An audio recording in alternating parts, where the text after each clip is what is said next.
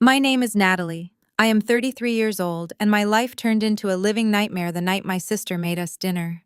My husband David was sitting in his wheelchair, paralyzed, and barely able to speak after a horrific fall 3 months ago.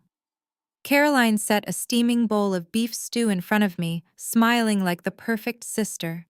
Just as I lifted the spoon to my mouth, David suddenly started convulsing. He knocked a glass to the floor and screamed with a voice I had not heard in months, telling me not to touch the food and to look at his iPad. What I saw on that screen made my blood run cold. Before I continue this story, let me know where you are watching from in the comments below. Hit like and subscribe if you have ever been betrayed by the people you trusted most. I had been running on 3 hours of sleep for weeks. Between my demanding job as a forensic accountant and taking care of David, I was completely exhausted. My sister Carolyn, who was 30 and the undeniable golden child of our family, had offered to come over and help. She arrived at our house dressed immaculately in a designer cashmere sweater, smelling of expensive perfume. She owned a chain of high-end fashion boutiques, a venture funded entirely by our parents, and always made sure to look the part. I, on the other hand, was wearing a stained sweatshirt and sweatpants, feeling like a shadow of my former self. Caroline walked into the living room holding a tray. She set a bowl of rich, dark beef stew on the coffee table right in front of me. She smiled, her glossy lips curving into a picture of sisterly concern. "Here you go, Natalie. Eat up.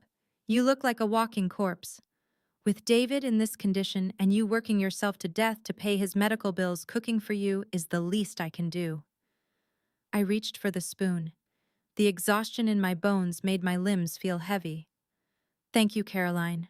You really did not have to do this." I glanced over at my husband.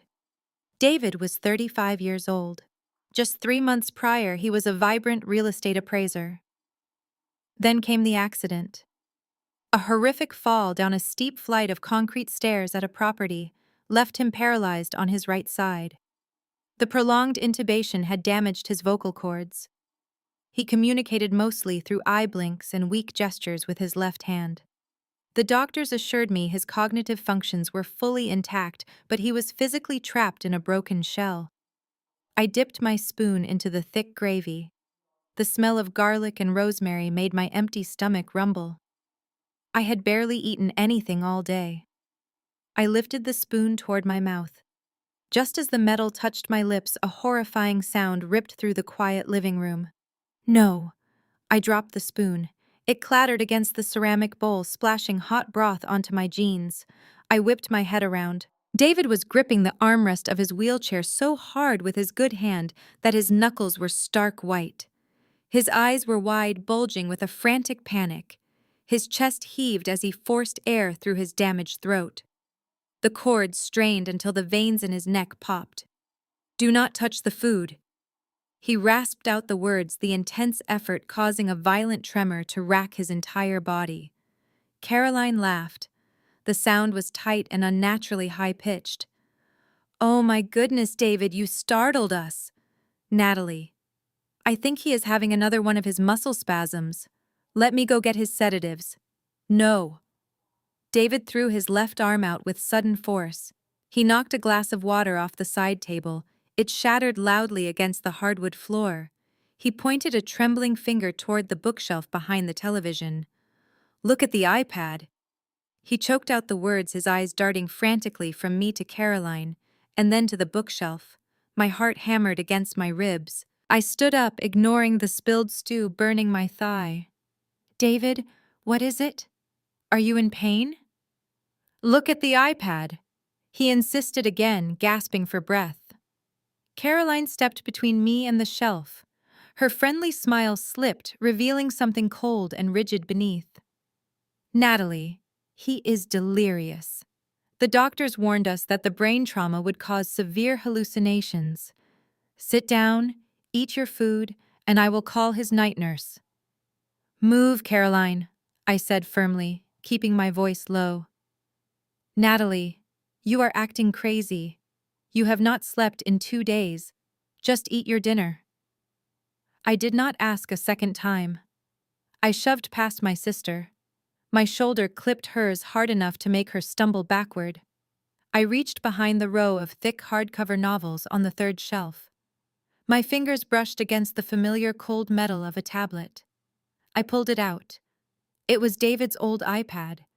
It had been deliberately propped up against the wall, its camera lens pointing directly at the kitchen island.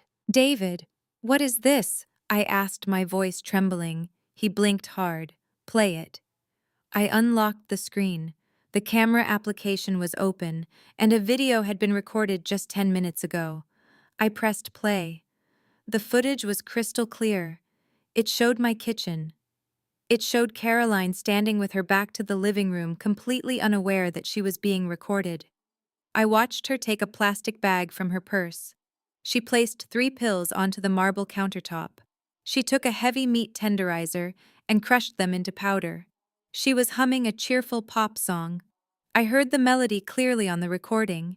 She scraped the powder directly into the bowl of beef stew she ladled out for me, stirring it until the white dust vanished completely into the thick gravy. The video ended. The living room was so incredibly quiet, I could hear the rhythmic ticking of the wall clock. The air in the room suddenly felt entirely devoid of oxygen. I looked down at the bowl of stew resting on the wooden coffee table.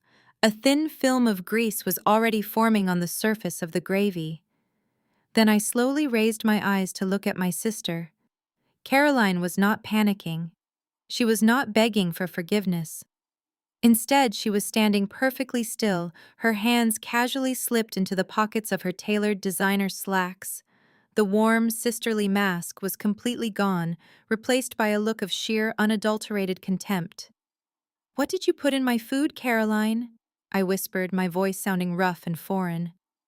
"Just a little something to help you sleep, Nat," she said, her voice eerily calm and entirely devoid of warmth. "A heavy dose of zolpidem. You have been so stressed, so exhausted. You desperately needed a long, deep sleep. You drugged me." The reality of her words felt exactly like swallowing crushed glass. "You poisoned my food in my own house." "Do not be so dramatic." Caroline sighed, rolling her eyes. "It was not poison. It was just a sedative. If you had just eaten the stew quietly, things would have been so much easier for absolutely everyone. Easier for who I screamed, the initial shock finally giving way to a white-hot surge of protective adrenaline. I took an aggressive step toward her. "I am calling the police right now." "I would not do that if I were you." A deep, smooth voice echoed from the shadows of the front hallway. I spun around. Jamal walked into the living room, meticulously wiping the soles of his leather dress shoes on the welcome mat. Jamal was 32 and Caroline's husband. As an African-American man who had climbed the corporate ladder with ruthless efficiency, he was a high-powered wealth manager at a massive investment bank. He was brilliant, impeccably groomed, and relentlessly arrogant. Tonight he was wearing a bespoke charcoal suit that likely cost more than my car. He did not look like a man walking in on his wife drugging a family member. He looked exactly like a man arriving at a boring business meeting. "Jamal?" I stammered, pointing frantically at the iPad screen. "Caroline just put pills in my food.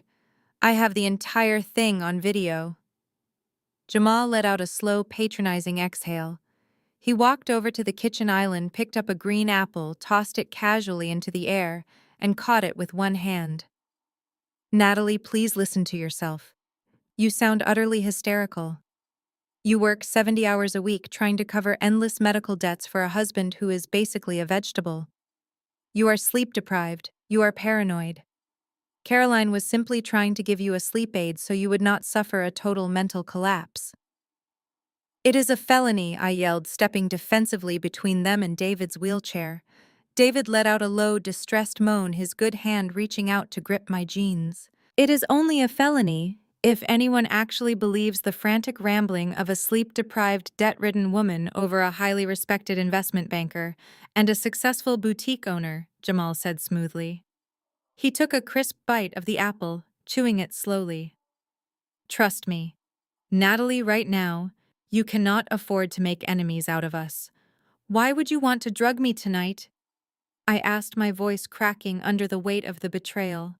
Caroline walked over to Jamal, linking her arm affectionately through his. Because tomorrow morning, the hospital administration is calling you in for a mandatory meeting regarding David's life support and his outstanding medical bills. We needed you totally compliant. We needed you heavily sedated, exhausted, and highly suggestible. My blood ran ice cold. What are you talking about? David is not on life support. He is breathing completely on his own. He is actively recovering. He is a financial black hole, Jamal corrected coldly. He requires round-the-clock care, daily physical therapy, and expensive specialized equipment. Your insurance hit its lifetime cap a month ago. You are bleeding money, Natalie. You are drowning financially.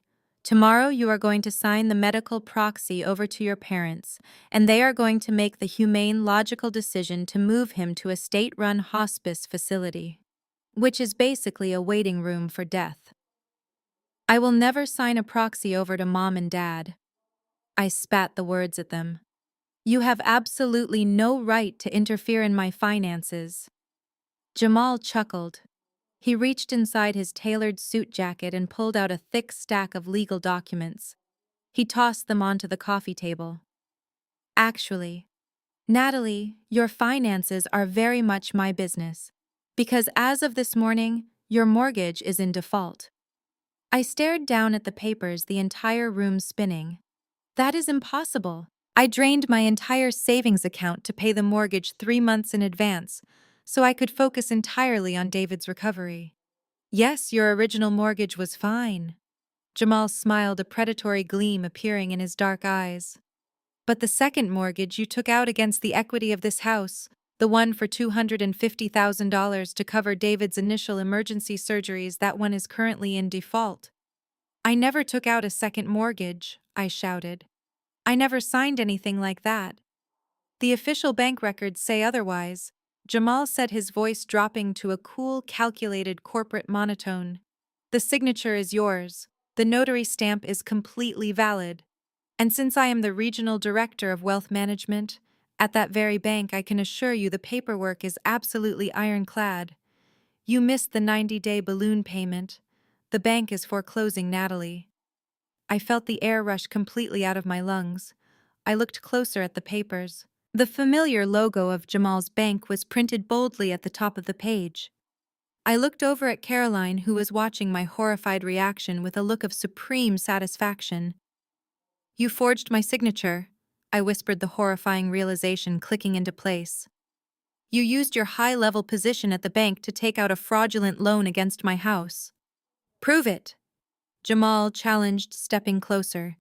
He towered over me, using his intense physical presence to intimidate. Who is a judge going to believe me, a man with a spotless federal record and a 7-figure salary? Or you, a desperate woman whose husband's medical bills drove her to take out a reckless loan she knew she could not repay? You stole my home equity to fund Caroline's failing boutique stores, did you not? I realized aloud. Caroline had opened 3 high-end fashion boutiques last year. I knew they were hemorrhaging money rapidly, but I never imagined they would cross the line into federal wire fraud just to save them.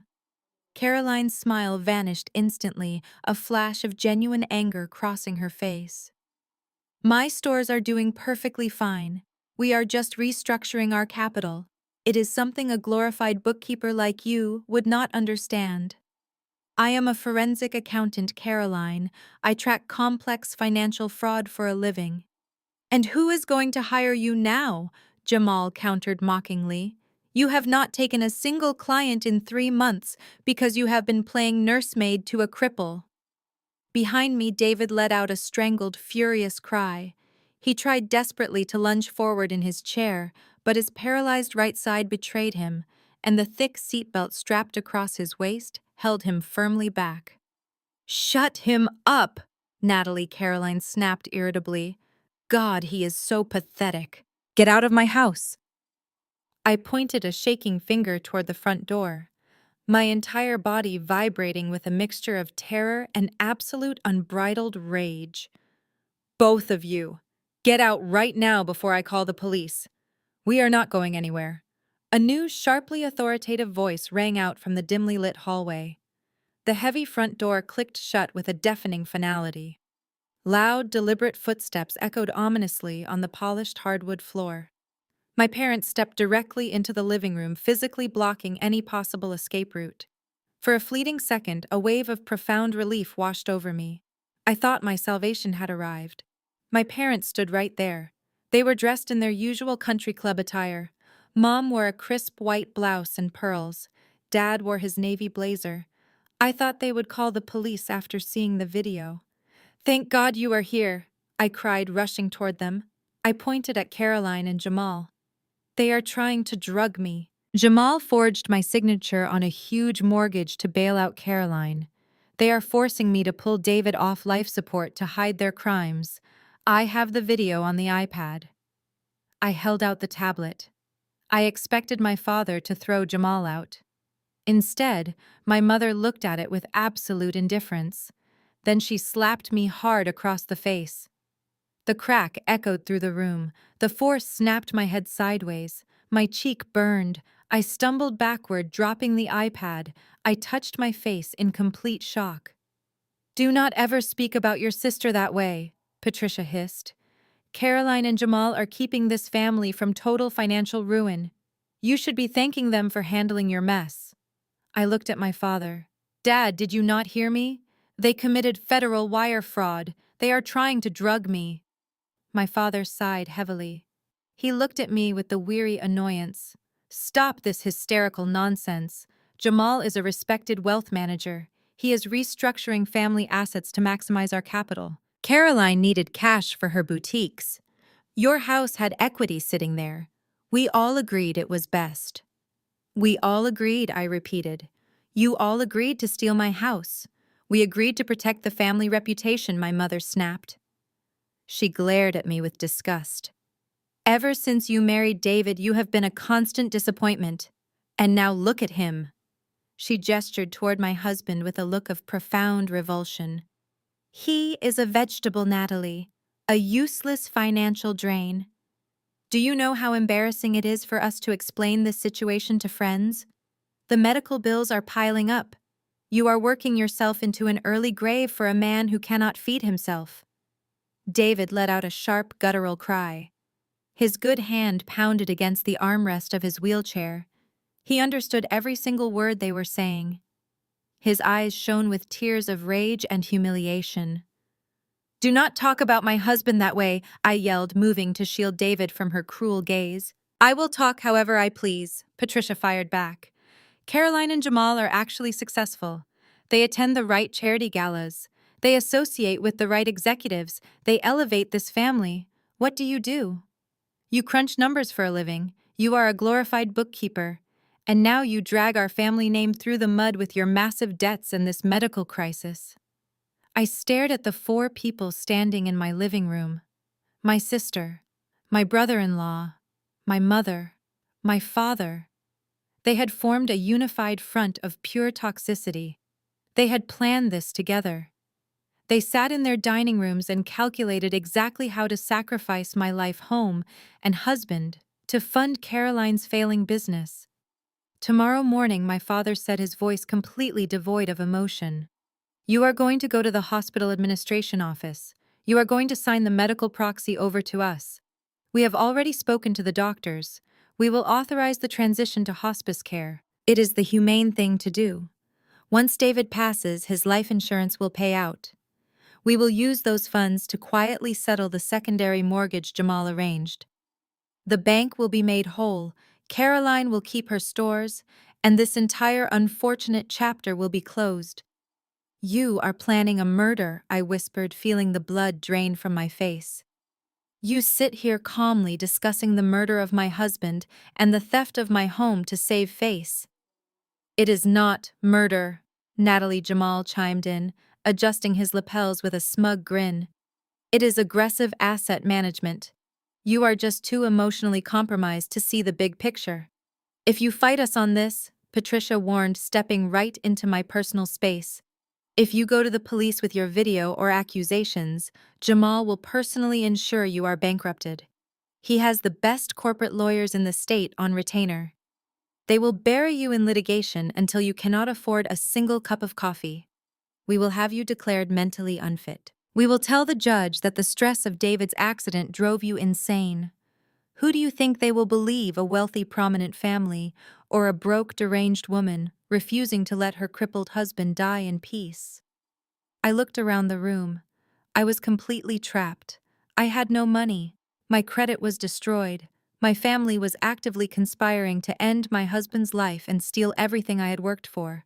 They had all the power, money, and social influence. Caroline stood next to Jamal, her arms crossed, a triumphant smile playing on her lips. My parents stood beside them, ready to crush me if I dared to step out of line. Behind me, David made a sudden, repetitive sound. He was tapping his left index finger against the hard plastic of his wheelchair armrest. The tapping was not random. It was deliberate. It was rhythmic. Tap, tap, pause, tap. I turned my head slightly, looking down at his hand. He was using his limited mobility to communicate the only way he could right now. It was a language we had both learned years ago during a charity team building event. It was Morse code. I kept my face perfectly still, hiding the sudden jolt of electricity that shot down my spine as I began to translate the letters his trembling finger was tapping out. His index finger went still. Jamal had glanced over, his sharp eyes narrowing at the sudden movement. David immediately adapted. He shifted his strategy, staring directly into my eyes with intense focus. He began to blink. The room faded into a dull hum as I concentrated entirely on my husband. Long blink, short blink, long blink, short blink. That was the letter C. Short blink, long blink. That was A. Short blink, long blink, short blink. R. 3 long blinks. O. Short blink, long blink, 2 short blinks. L. 2 short blinks. I. Long blink, short blink. N. 1 short blink. E. Caroline. My heart hammered violently against my ribs. I forced my face to remain completely neutral. I could not let them see my rising panic. David paused for a fraction of a second. Then he started the next word. Short blink. 2 long blinks. Short blink. P. 2 short blinks. Long blink. U. 3 short blinks. S. 4 short blinks. H. 1 short blink. E. Long blink. 2 short blinks. D. Pushed. He paused again. 2 long blinks. M. 1 short blink. E. Me. Caroline pushed me. The revelation hit me with the destructive force of a freight train. My vision tunneled. The accepted narrative of the past 3 months fractured and shattered into a million jagged pieces. David did not slip on those steep concrete stairs at the commercial property he was appraising. The official police report had called it a tragic accident resulting from a loose handrail and poor lighting. It was not an accident. It was a calculated and cold-blooded attempted murder. Suddenly, the entire timeline made horrifying sense. David was a senior real estate appraiser. He had an eagle eye for financial discrepancies and property valuations. He must have stumbled upon the fraudulent paperwork Jamal used to secure the second mortgage on our home. David must have realized the home equity was being illegally siphoned off to fund Caroline and her failing boutique empire. He likely confronted Caroline about the fraud at that commercial property site. And my sister, the precious golden child who could never do any wrong, shoved my husband down a massive flight of concrete stairs to permanently silence him. Now, because David miraculously survived the fall, they were completely desperate. They needed him dead before he could recover enough to speak to the authorities. They needed me drugged and compliant so I would sign his death warrant without asking any questions. The muffled audio of the living room suddenly rushed back into my ears. Jamal was pacing the length of my vintage rug, commanding the space as if he already owned the property. "Listen to me very carefully, Natalie," Jamal stated, his voice dripping with supreme authority. You have exactly 24 hours to surrender. You will sign the deed of this house over to a private holding company that I control. You will hand over every set of keys. You will pack your pathetic little bags, and you will leave this property forever. I stared at him, my fingernails digging so deeply into my palms that they broke the skin. And if I refused, Jamal offered a sinister and empty smile. If you fight this, the bank seizes the house anyway through the standard foreclosure process. You will be dragged through eviction court. You will leave with totally ruined credit, zero assets, and a mountain of crushing medical debt that will follow you until the day you die. But if you comply, if you sign the house over quietly, and transfer the medical proxy to your parents tomorrow morning, I will generously give you $5,000 in cash. You can take that money, go rent a cheap apartment in a terrible neighborhood and start over, somewhere far away from our family. It is a more than generous offer, Patricia chimed in, adjusting her pearl necklace with a haughty sniff. She looked at me not as a daughter, but as an annoying insect she desperately wanted to squash. Take the money, Natalie. Leave the house to Jamal so he can fix the massive financial mess you created. We will handle David from here. It is time to let him go peacefully. Do not be selfish and force him to suffer just because you cannot face reality. My father checked his heavy gold watch with an exaggerated sigh of annoyance. We have dinner reservations at the country club, Patricia. Let us wrap this up quickly so we do not lose our table. Richard stepped forward, looming over me with a look of absolute disdain.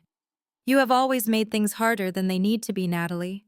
You were always jealous of Caroline, always trying to prove you were better than you actually are. For once in your miserable life, do the smart thing.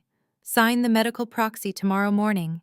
Sign the house over to Jamal. Stop fighting a war you have already lost. Caroline walked over to the coffee table and picked up her designer purse.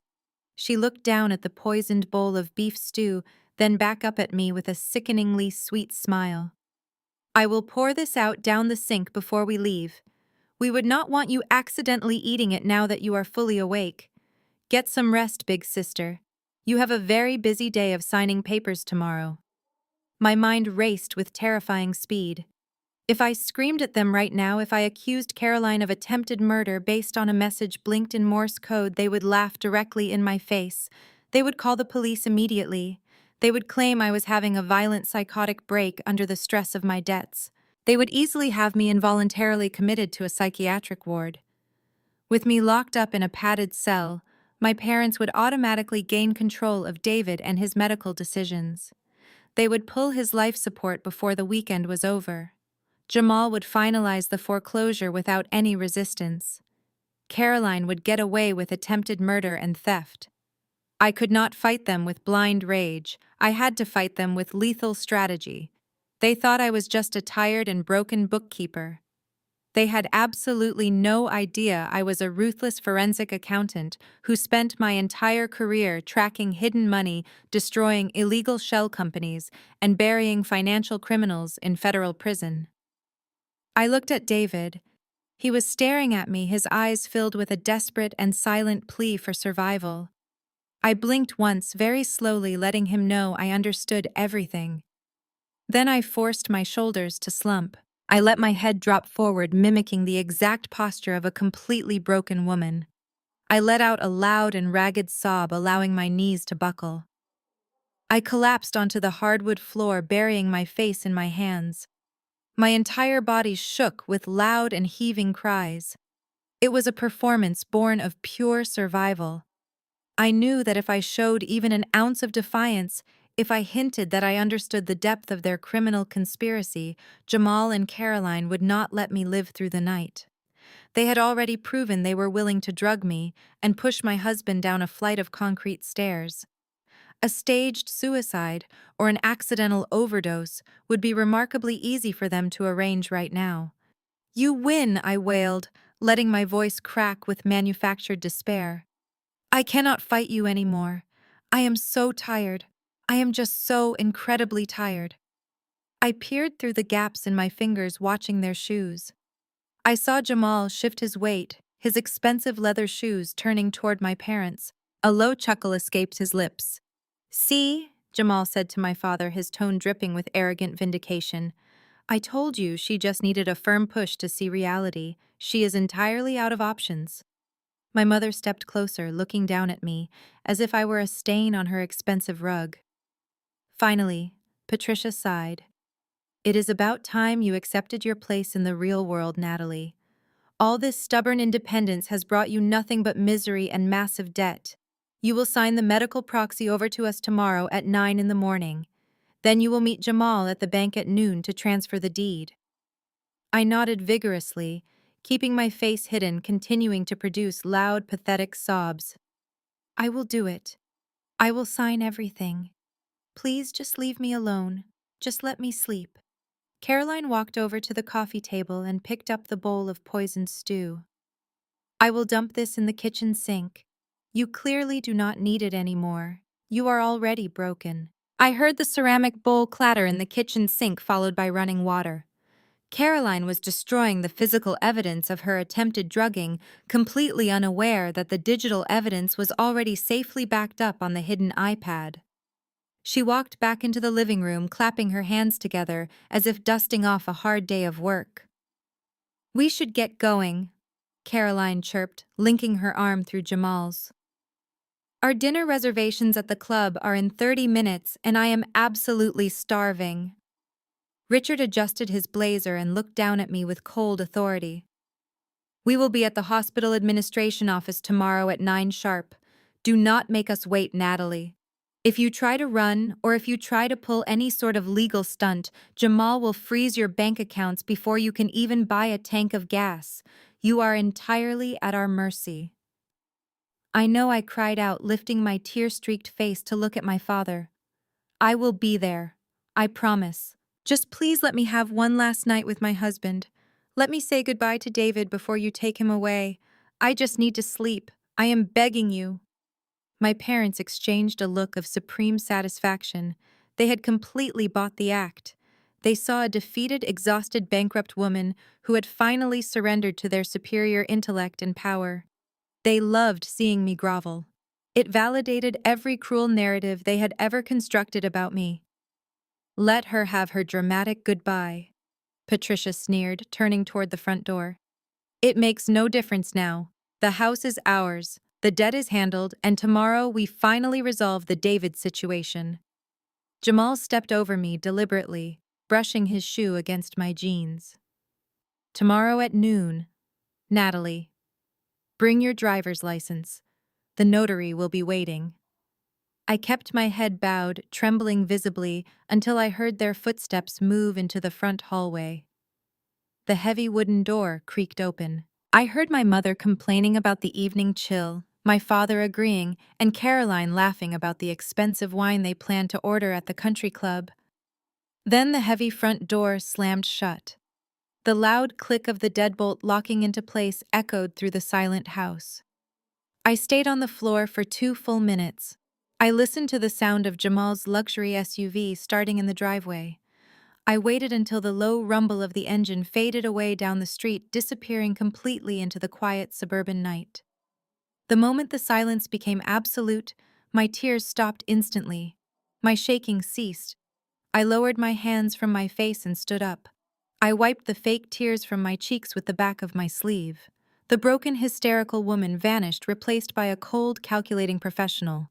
They thought they had backed a desperate bookkeeper into a corner. They had no idea they had just declared war on a forensic accountant who destroyed financial criminals for a living.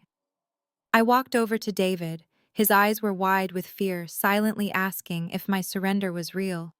I knelt beside his wheelchair and gently took his good hand in mine. "I am not giving them anything," I whispered, my voice steady and hard as steel. "I know Caroline pushed you. I know Jamal forged the mortgage. They think they have won, but they just handed me the keys to their destruction." David let out a ragged breath, his eyes filling with tears of profound relief. He squeezed my fingers with all the strength he had left. "We are not going to the hospital tomorrow," I told him, looking directly into his eyes. "We are not going to the bank. If we stay in this house tonight, we are dead. They will realize the iPad was recording. They will come back. We are leaving right now, and we are going to burn their entire empire to the ground. I pushed myself up from the floor and sprinted directly into the kitchen. My primary cell phone, the device my family used to contact me, was sitting on the marble counter. I powered it down, popped the side tray open, and snapped the tiny SIM card in half. I tossed the broken plastic pieces into the garbage disposal and flipped the switch, letting the metal blades grind them into completely untraceable dust.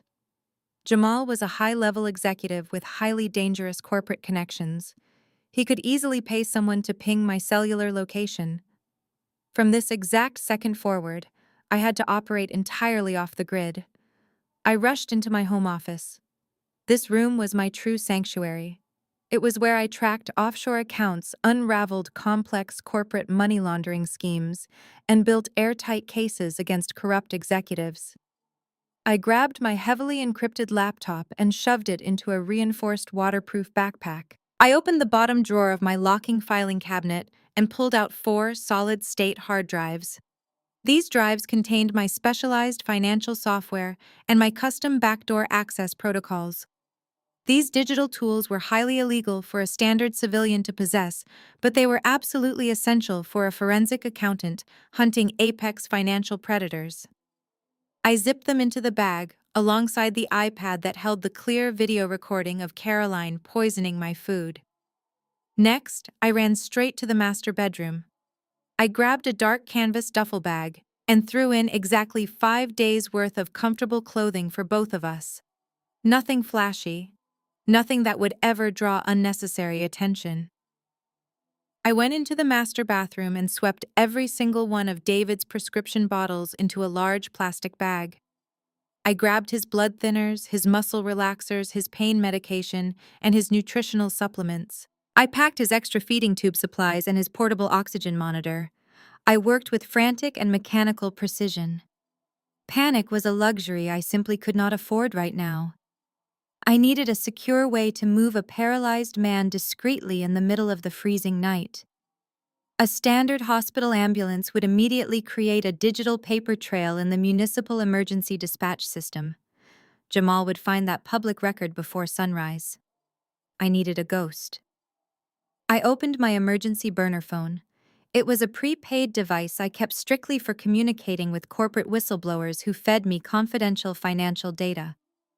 I scrolled through the heavily encrypted contact list and dialed a number I had only used once before. It belonged to Elias. Elias ran an elite and completely off-the-books concierge medical transport service for high-net-worth clients who required absolute anonymity. I had helped Elias beat a bogus federal tax evasion charge 2 years ago. He owed me a massive life-saving favor. Elias answered the secure line on the second ring. "I need an emergency extraction," I said, keeping my voice barely above a whisper. "Immediate pickup.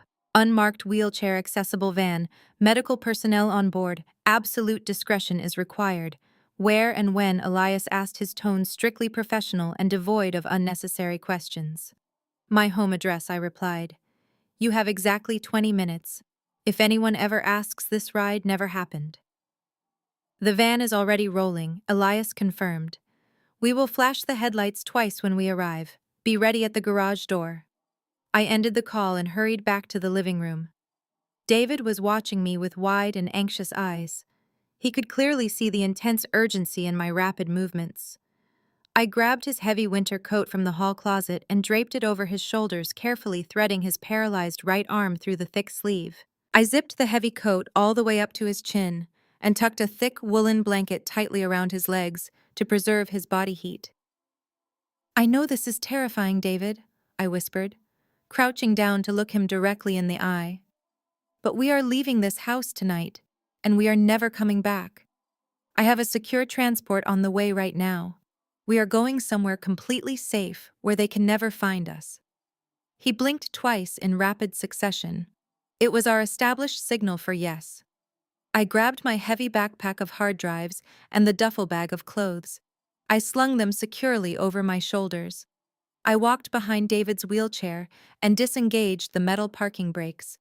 The heavy motorized chair was difficult to maneuver manually, but pure adrenaline gave me strength I did not know I possessed. I pushed him smoothly through the kitchen and out into the attached garage. The freezing air inside the garage instantly sharpened my focus. We waited in the pitch-black darkness for what felt like an absolute eternity. Every single sound outside made my heart race wildly against my ribs. A stray dog knocking over a plastic trash can sounded exactly like Jamal kicking down the front door. The winter wind rustling the bare branches of the oak tree sounded like heavy footsteps creeping up the driveway. I kept my hand resting firmly on David's shoulder, feeling the rigid tension in his muscles. I knew he was just as terrified as I was. Suddenly, two quick flashes of white light cut through the narrow glass window of the garage door. Elias was here. I hit the button on the wall.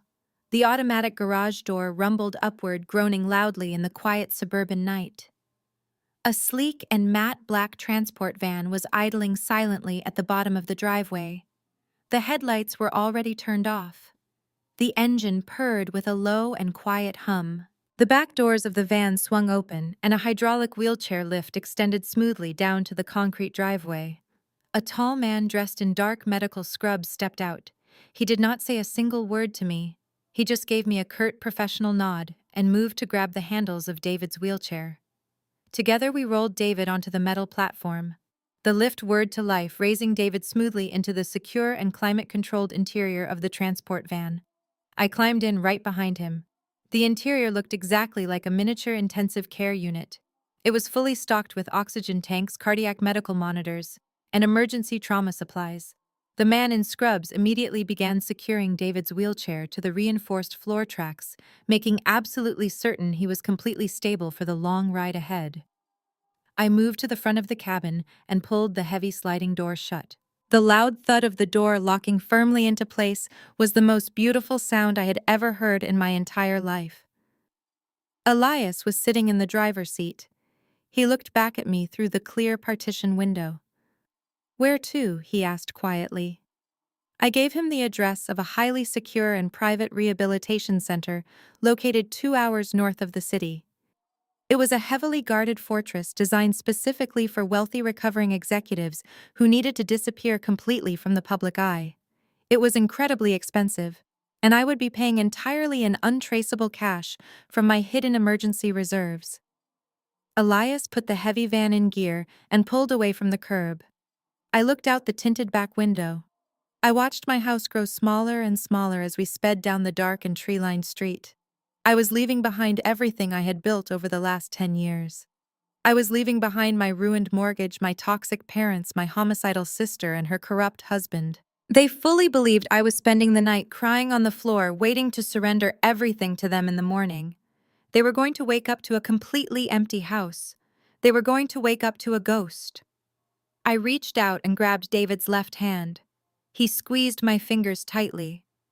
I leaned back against the leather seat of the transport van, my breathing finally beginning to slow down.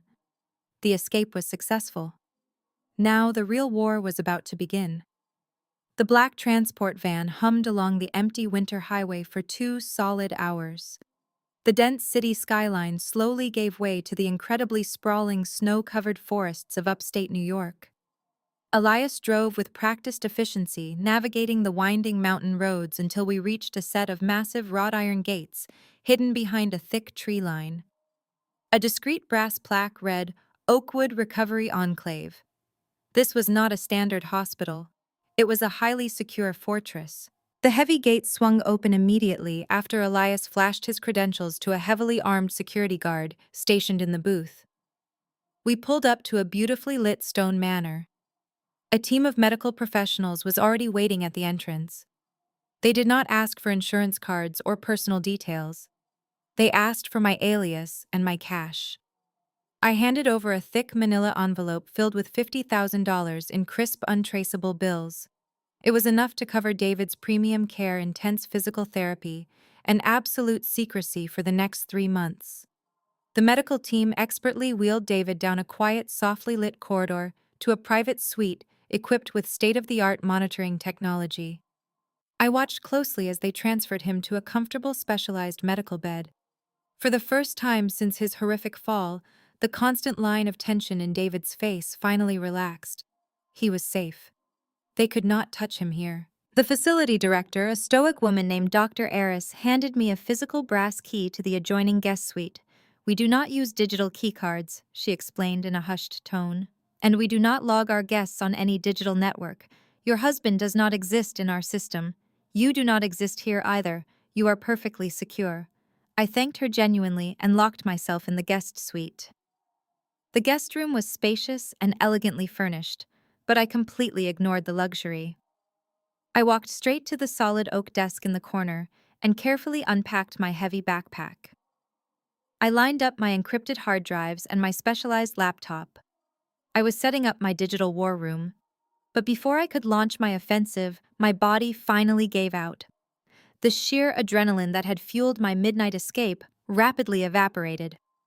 I collapsed onto the bed fully clothed and fell into a deep, dreamless sleep. I woke up at exactly 8:30 the next morning. The winter sun was streaming brightly through the reinforced glass window. I felt remarkably clear-headed. The exhaustion was gone, replaced by a cold and calculated focus. I sat at the oak desk and booted up my laptop. I connected to the facility's heavily encrypted virtual private network. Then I pulled out a fresh burner phone I had purchased weeks ago. I had specifically forwarded my old destroyed cell phone number to a secure voice-over Internet Protocol application on this new device. I wanted them to be able to reach me today. I needed to hear their panic. I needed them to know the game had officially changed. At exactly 9:15, the burner phone buzzed loudly. The caller identification displayed Caroline's number. They were supposed to be meeting me at the hospital administration office right now to force me to sign David's death warrant. Instead, they must have gone to my house to drag me there only to find the entire property completely abandoned. I let the phone ring 4 times to build her anxiety. Then I pressed the answer button and put it on speakerphone. Natalie Caroline shrieked through the tiny speaker, her voice completely unhinged. She sounded frantic, enraged, and terrified. "Where the hell are you? I am standing in your living room and half of your stuff is gone. Where is David?" I took a slow, deep breath, savoring the absolute desperation in my sister's voice. "We had a change of plans, Caroline," I said, keeping my voice perfectly level and chillingly calm. "David and I decided we needed a change of scenery." "Are you insane?" Caroline screamed, her voice echoing loudly in my empty house. "Mom and Dad are at the hospital waiting for you. The legal notary is waiting for Jamal at the bank. You cannot just run away. You have no money. You have a crippled husband. We will find you, Natalie." Jamal is already calling his contacts at the police department to report David as a kidnapped, vulnerable adult. "You are going to go to federal prison." "Let Jamal call the police," I replied smoothly. "Let him explain to the detectives how he forged a $250,000 mortgage using his banking credentials. Let him explain how that stolen money was illegally funneled directly into your failing retail business accounts. I am sure the authorities would love to see the financial trail." There was a sudden breathless silence on the other end of the line. I could picture Caroline standing in my empty living room, the blood draining completely from her flawless face. The realization that I knew exactly what they had done was finally hitting her. "You have no proof of anything," Caroline stammered, her voice shaking violently now. "You are just a paranoid broke loser. You are bluffing. I am a forensic accountant, Caroline. I hunt financial parasites for a living. I do not bluff. I destroy." I heard Jamal's muffled voice in the background angrily asking Caroline who she was talking to. I could hear the rising panic in his tone. Their perfect plan was rapidly disintegrating into a chaotic nightmare. They thought they were playing a simple game of intimidation with a helpless victim. They had no idea they had stepped into a minefield. "Natalie, please." Caroline's voice suddenly shifted, attempting a pathetic pivot back to sisterly concern. "Let us just sit down and talk about this quietly. We can figure something out. You are making a massive mistake. You cannot survive out there with David in his condition. Just come back to the house. We are family." "You are not my family," I stated with absolute icy finality. "You are a criminal who pushed my husband down a flight of stairs to cover up your financial fraud. And you are a fool who thought you could drug me in my own home and get away with it." Another sharp gasp echoed through the phone. She knew I had figured it out. "You wanted the house so badly, Caroline," I asked softly.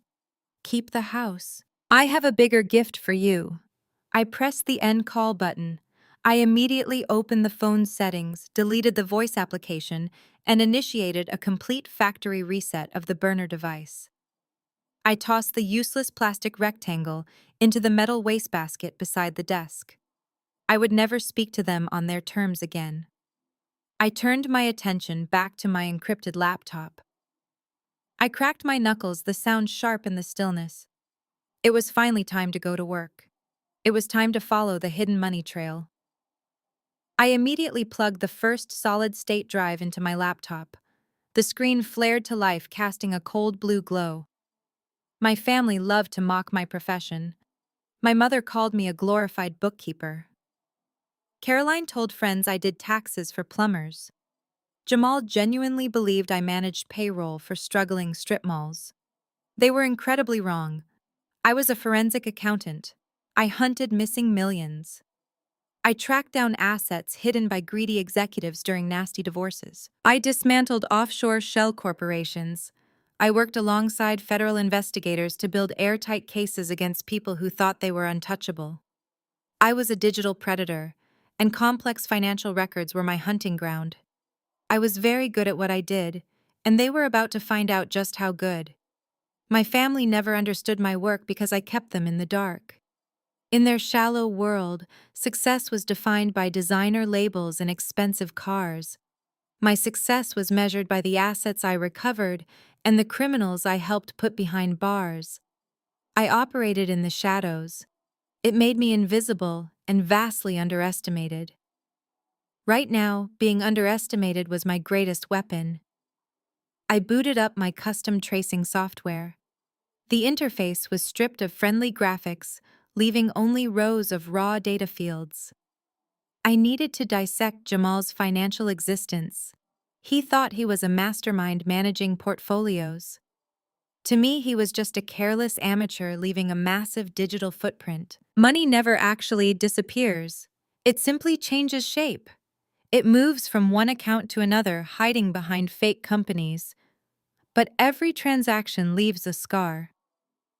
I started with my stolen house. I needed to see how Jamal executed the fraudulent second mortgage. I pulled up the public property records for my county and downloaded the deed history. There it was. A massive secondary loan for $250,000 originated 6 weeks ago. The lender was the exact investment bank where Jamal served as a regional director. I opened the scanned PDF of the loan agreement. The paperwork looked completely legitimate at first glance. The notary stamp was officially registered to a woman who worked directly under Jamal. At the bottom of the last page was my signature. It was a remarkably good forgery. It had the same fluid loops and sharp angles I used. Caroline must have spent days practicing it. But visual inspection was not enough. I needed the digital metadata. I ran the document through a specialized forensic analysis program. The software stripped away the visual layer and exposed the hidden digital code underneath. It revealed exactly when the document was created, what specific computer network it was generated on, and whose user credentials were logged in at the time. The results populated on my screen in bright green text. The loan document was generated on a computer terminal inside Jamal's private office at the bank. The user ID belonged to Jamal. The timestamp showed the document was finalized at 2 in the morning on a Sunday when the bank was completely empty. He had used his executive clearance to bypass standard loan approval protocols. He pushed the paperwork through the system himself, automatically verifying the fake income statements and the forged signature. It was textbook federal wire fraud. He had left digital fingerprints all over the crime scene. I leaned back in my chair, staring at the glowing green text. Jamal was arrogant, but not stupid. He knew a sudden influx of $250,000 into Caroline's boutique accounts would trigger mandatory federal anti-money laundering alerts. He had to wash the money first. He needed a conduit. I opened a new window and accessed a corporate registry database. I began searching for any limited liability companies registered under Caroline's name, Jamal's name, or my parents' names. For an hour, my fingers flew across the keyboard, executing complex Boolean search queries. Finally, I caught a thread. It was a small holding company registered in Delaware, a state famous for strict corporate secrecy laws. The company was named Apex Retail Solutions. The registered agent was a generic legal service, but the mailing address was a private post office box, located 3 blocks away from Jamal's bank branch. I ran a deep financial diagnostic on Apex Retail Solutions. I cross-referenced the company's routing numbers with the disbursement records from my fraudulent home loan. A perfect match. Jamal had wired the stolen $250,000 directly from the bank into the Apex account. From there, the money was fractured into dozens of smaller, seemingly innocuous payments to avoid triggering federal reporting thresholds. Those smaller payments were systematically funneled into the operating accounts of Caroline's 3 high-end fashion boutiques. They categorized the stolen funds as anonymous private investments. It was a classic money laundering technique. I leaned forward, my eyes scanning the flowing data. I had them. I had the exact trail of the stolen mortgage money. I could easily package this data, send it to the Federal Bureau of Investigation, and have Jamal arrested for bank fraud before the weekend. But as I looked closer at the financial statements for Caroline's boutiques, something else caught my attention. The boutiques were losing money at a catastrophic rate. The rent on her prime retail locations was astronomical. Her inventory costs were massive. The $250,000 they stole from my house was barely enough to cover her operating expenses for a few months. Yet her business accounts showed a steady, massive influx of cash over the last 3 years.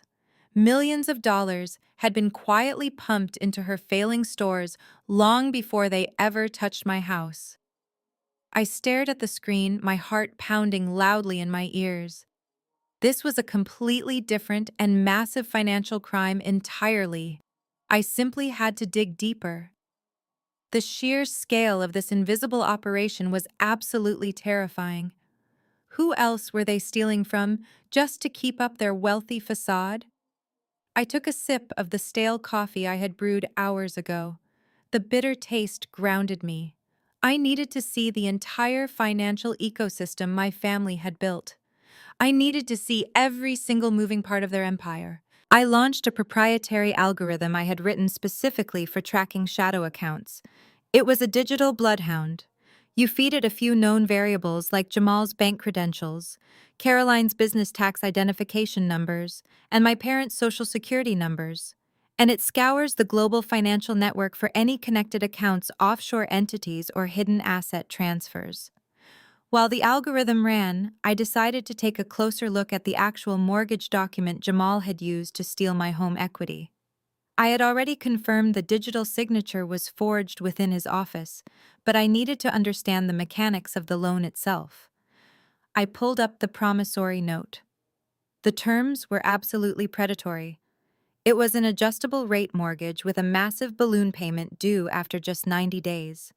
It was designed to default rapidly.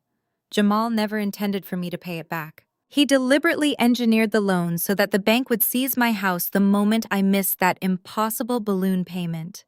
He was using his own employer to execute a hostile takeover of my property. I zoomed in on the signature page. The forgery of my name was near perfect, as I had noted before. But there was another signature on the document. The loan officer, who had supposedly originated the paperwork. The name printed below the signature line was Marcus Thorne. I ran a quick search on Marcus Thorne within the bank's employee directory, which I accessed using a backdoor I had established during a previous corporate investigation. The result made me scoff. Marcus Thorne was a junior loan officer who had been terminated from the bank 8 months ago for violating compliance protocols. Jamal had used the digital credentials of a fired employee to originate the fraudulent loan, adding another layer of separation between himself and the crime. He was clever, but he was leaving a trail of easily disprovable lies. The search algorithm finally chimed, signaling it had completed its sweep. The results populated my screen in a complex, sprawling web of interconnected nodes. It looked like a map of a digital galaxy. The green nodes represented legitimate, publicly declared accounts. The red nodes represented shadow accounts, hidden entities, shell companies, and offshore trusts. The sheer volume of red nodes surrounding Jamal and Caroline was staggering. They were sitting on a financial volcano. I started clicking on the red nodes, tracing the flow of money backward from Caroline's failing boutiques. The funds weren't just coming from the fraudulent loan on my house. That was just a recent, desperate injection of cash. The real money, the millions of dollars that had been sustaining her lavish lifestyle and her bleeding businesses for the past 3 years, was originating from a single massive source. It was a trust fund. I pulled up the details of the trust. It was registered in the Cayman Islands, a classic move for hiding assets from the Internal Revenue Service. The trust was named the Horizon Legacy Fund. I checked the initial funding source for the trust. The money had been wired in a single massive transfer of $4.5 million exactly 3 years ago. The origin of that transfer was an estate settlement account. I stared at the screen, my brow furrowing in confusion. 3 years ago was when my maternal grandfather, a man I barely knew, because my parents had actively kept us apart, had passed away.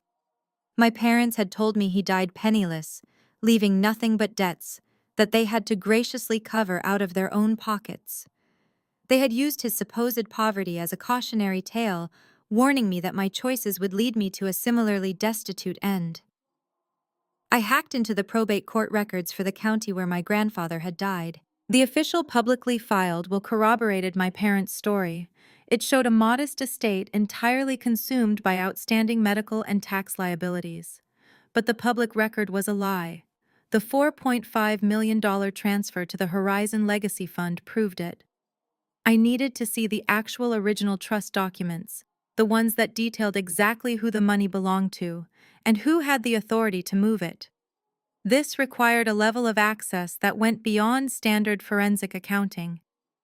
I needed to penetrate the secure servers of the Cayman Island financial institution holding the trust. This was highly illegal, a violation of international banking laws. But they had tried to murder my husband and steal my home. The rule of law had already been shattered. I initiated a brute force attack on the bank's server, using a network of proxy servers to mask my location. It took 30 agonizing minutes of watching progress bars slowly crawl across the screen, my heart pounding with every second. If I triggered their security protocols, the bank would lock down the accounts and instantly alert Jamal. Finally, the firewall broke. I had access. I immediately downloaded the entire file directory for the Horizon Legacy Fund. I opened the master trust document. My eyes scanned the dense legal jargon, searching for the beneficiary clauses. I found the section detailing the distribution of assets. My breath caught in my throat. The primary and sole beneficiary of the Horizon Legacy Fund, entitled to the full principal amount of $4.5 million upon her 30th birthday, was Natalie. Me. The money was mine. It had always been mine. My grandfather hadn't died penniless. He had left me a fortune, deliberately bypassing my parents, likely because he knew exactly how toxic and controlling they were. I scrolled down to the trustee section, the people legally authorized to manage the funds until I came of age. The primary trustee was listed as Richard, my father. The secondary trustee, added in an amendment dated just days after my grandfather's death, was Jamal. The entire picture snapped into terrifying, crystal-clear focus. My parents had hidden the inheritance from me. They had enlisted Jamal with his specialized financial knowledge to move the money offshore and set up the Shadow Trust. Then they had systematically drained my $4.5 million inheritance to fund Caroline's businesses and their own extravagant lifestyle. They hadn't just stolen my house, they had stolen my future. And when the money finally started running out, when Caroline's boutiques continued to hemorrhage cash, they had turned to my home equity to keep their fraudulent empire afloat.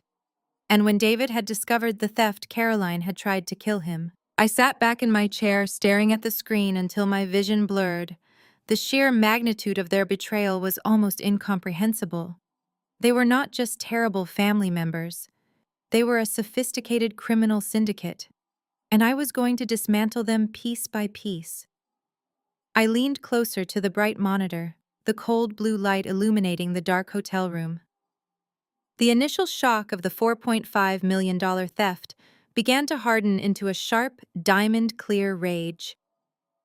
I needed to understand exactly how my father Richard and my brother-in-law Jamal had managed to bypass the strict disbursement laws of the Cayman Islands. My grandfather was a meticulous man. He would not have left a fortune unprotected.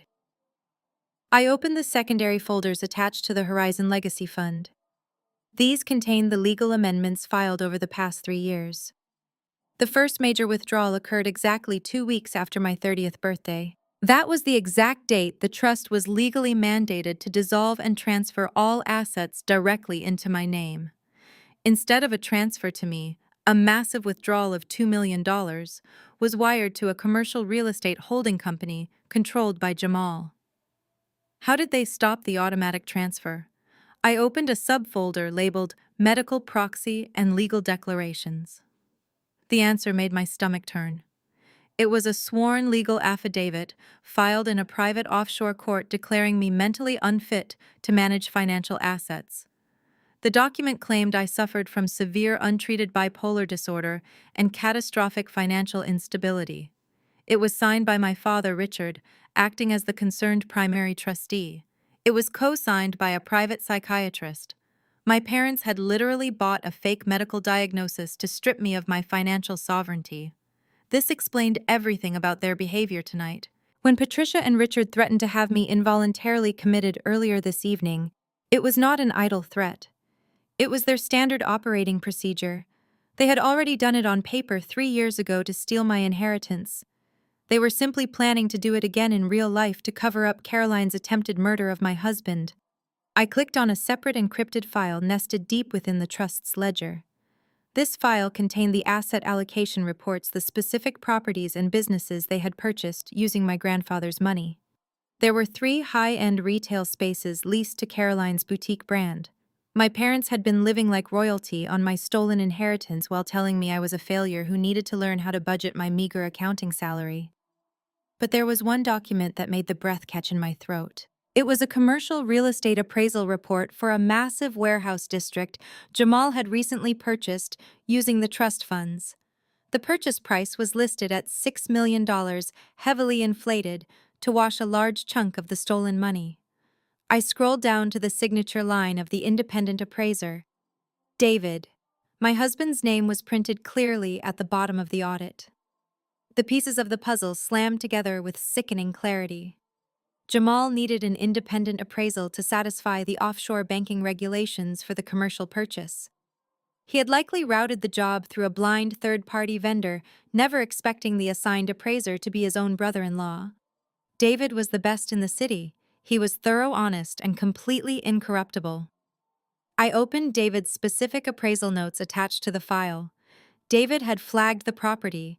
He had noted massive discrepancies in the valuation. He had documented structural failures and dummy tenant leases designed to artificially inflate the building's worth. He had uncovered the money laundering scheme. And because David was a man of absolute integrity, he had clearly confronted the family about it. I pulled up the police report from David's accident, which I had saved on my desktop months ago. The address where he supposedly fell down the stairs was the exact same commercial warehouse district listed in this fraudulent appraisal. Caroline did not just push David in a random fit of rage. She met him at the site. David must have told her he was going to report the massive financial irregularities to the federal authorities. He would have told her that her boutiques, her husband's bank, and my parents' entire lifestyle were built on a house of cards. Caroline, desperate to protect her stolen wealth and her husband's freedom, shoved my husband down a flight of steep concrete industrial stairs. They broke his body to protect their stolen empire. Then they smiled in my face and told me I was a terrible wife for going into debt to save his life. I closed the files, my hands trembling with a rage so profound it felt entirely cold. They had taken my grandfather's legacy, and tonight they had tried to take my life and my home. I looked over at David. He was sleeping peacefully in the medical bed, the rhythmic hum of the monitors the only sound in the room. He had fought them. He had tried to expose them, and he had paid a horrific price. I was not going to let his sacrifice be in vain. I opened a secure communication terminal on my laptop. It was time to stop gathering evidence and start building the execution block. As a forensic accountant, I knew that the only way to destroy financial criminals was to trap them in their own greed. I needed a lawyer who operated in the exact same gray areas my family did, but who possessed the legal authority to freeze international assets. I needed a man who could draft ghost corporations faster than Jamal could blink. I began typing a highly encrypted message to a contact I had used in my most dangerous corporate takedowns. Mr. Caldwell. He was a ruthless trust and estate attorney who despised arrogant bankers. I attached the forged mortgage documents, the fake medical incapacity declaration, and the offshore routing numbers. I hit send. The trap was officially set. My family thought I was a pathetic broken woman crying in an empty house. They had no idea a financial guillotine was currently being raised directly above their heads. Caldwell replied quickly. An encrypted text box popped up. I am in. Let us destroy them. Send the rest. I smiled grimly. I opened a fresh terminal on my laptop. It was time to perform an autopsy on the wire fraud. I needed to document every cent Jamal had siphoned from the trust. I bypassed the standard banking interfaces and went straight into the back-end routing logs. Jamal was a high-level regional director at the bank. He possessed Tier 1 administrative privileges. He thought those privileges made him a god. He thought nobody would dare to audit his personal keystrokes. He was wrong. I pulled up the primary ledger for the offshore trust. The initial withdrawal of $2 million was just the beginning. I tracked the remaining funds. Jamal had set up an automated sweeping protocol. Every month, exactly $50,000 transferred into a domestic shell account. He disguised these transfers as consulting fees. It was a sophisticated setup designed to avoid federal banking alerts. But forensic accountants dig deeper. I look at the digital signatures attached to the routing numbers. I isolated the employee identification number used to approve transfers. It was Jamal's exact executive override code. He manually authorized the theft of my inheritance every single month. I traced the digital packets bouncing between offshore nodes. Jamal felt secure behind bank firewalls, but his arrogance left massive blind spots. He never bothered to scrub his internal tracking data. Every time he moved funds, he logged it under a specialized project code. He created a fake client profile within his software to mask the incoming money. He named the fake client Horizon Ventures. The hubris of using the real trust fund name made my job infinitely easier. I downloaded the entire fake client portfolio. It contained fabricated invoices, bogus consulting agreements, and fake tax documents. He had effectively built his very own federal indictment. I followed the money from the shell account directly into the operating accounts of Caroline's retail business. She owned 3 high-end fashion boutiques located in the most expensive shopping districts. Caroline always bragged about her brilliant business acumen at family dinners. She loved to belittle my accounting career while wearing designer clothes paid for by my stolen inheritance. I opened her profit and loss statements. The reality of her business was a total financial catastrophe. Her stores were bleeding cash at an unprecedented rate. She signed commercial leases that were astronomically overpriced. She purchased inventory that sat on racks for months without selling. She paid herself a massive 6-figure salary despite the business operating at a severe net loss. The boutiques were nothing but a flashy vanity project to make her look like a successful entrepreneur to her wealthy friends. Jamal was forced to siphon my trust fund just to keep the lights on at her stores. The deeper I dug, the more pathetic the truth became. Caroline spent $40,000 on a custom marble countertop just 3 days after Jamal authorized a massive withdrawal. She spent another $20,000 on a lavish launch party sipping champagne, while my husband lay paralyzed in a hospital bed. They were burning through my grandfather's legacy to fund a fake life. Caroline was not just a passive beneficiary of this theft. She was an active participant in the laundering scheme. I uncovered emails between her and Jamal detailing how to misclassify the stolen money as legitimate sales revenue.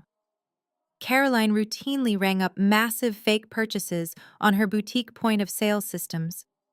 She generated receipts for expensive items that never actually existed in her inventory. She used my stolen inheritance to pay those fake receipts, making it look like her stores were incredibly profitable. She was willfully committing tax fraud alongside her husband. They were a match made in criminal heaven. I began extracting the raw data, building a comprehensive dossier of federal wire fraud. I captured the Swift code's timestamps and specific IP addresses Jamal used to execute the transfers. I cross-referenced his banking logins with his corporate calendar. He executed several illegal transfers while connected to the wireless network at our parents' country club. He was stealing my money while drinking scotch with my father on the golf course. The audacity was staggering. I compiled the evidence into a secure encrypted folder. This was not just a civil dispute over a stolen inheritance anymore. This was a massive federal crime. Jamal had used his position at a federally insured banking institution to commit international wire fraud, money laundering, and embezzlement. The mandatory minimum sentencing guidelines for these crimes would ensure he spent the next 20 years in a federal penitentiary. I attached the complete dossier to a secure message and sent it directly to Caldwell. I watched the progress bar hit completion. The evidence was officially out of my hands and in the possession of the most ruthless attorney in the state. Caldwell replied instantly. This is a bloodbath. Jamal has handed us his own head on a silver platter. I will begin drafting the corporate acquisition paperwork immediately. I closed the communication portal and took a deep breath. The digital hunt was exhausting, but the adrenaline kept me wide awake. I looked at David. The morning sun was beginning to filter through the heavy curtains. His chest rose and fell in a steady, reassuring rhythm. He was safe. For the first time in 3 months, I did not have to worry about my family walking through the door to hurt him. I had successfully isolated the financial cancer destroying my life. Jamal and Caroline thought they were untouchable. They thought their wealth shielded them from the consequences of their actions.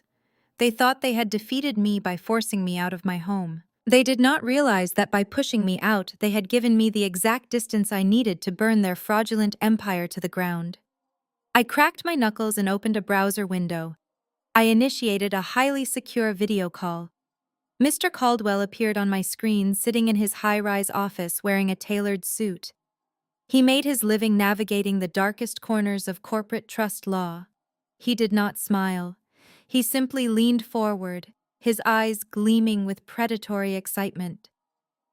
I reviewed the entire dossier you sent, Caldwell said briskly. Jamal handed us a loaded weapon with his fingerprints on the trigger. The federal wire fraud alone will put him away for decades. The offshore embezzlement just adds concrete blocks to his feet. I do not just want him in prison, I replied coldly. I want to strip them of everything they own.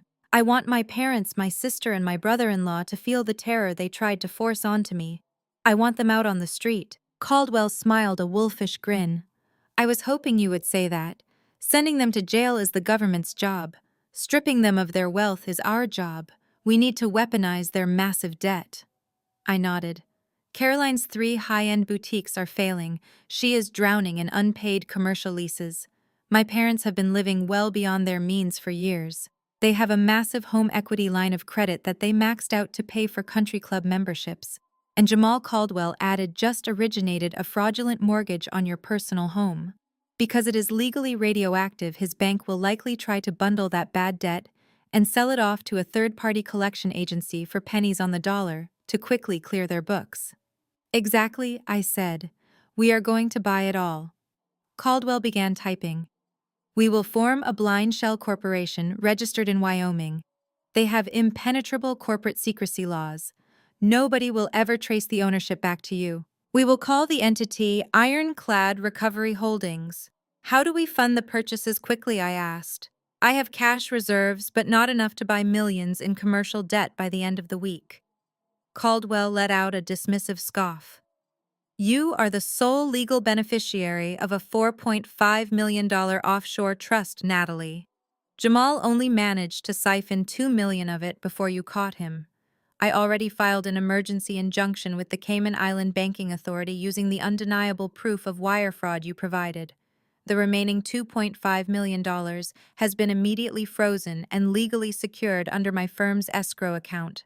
I can issue an instant letter of credit against those funds right now. Ironclad Recovery Holdings will have infinite purchasing power before lunch. My heart soared. My grandfather's remaining legacy was finally safe, and I was going to use it to execute absolute financial justice.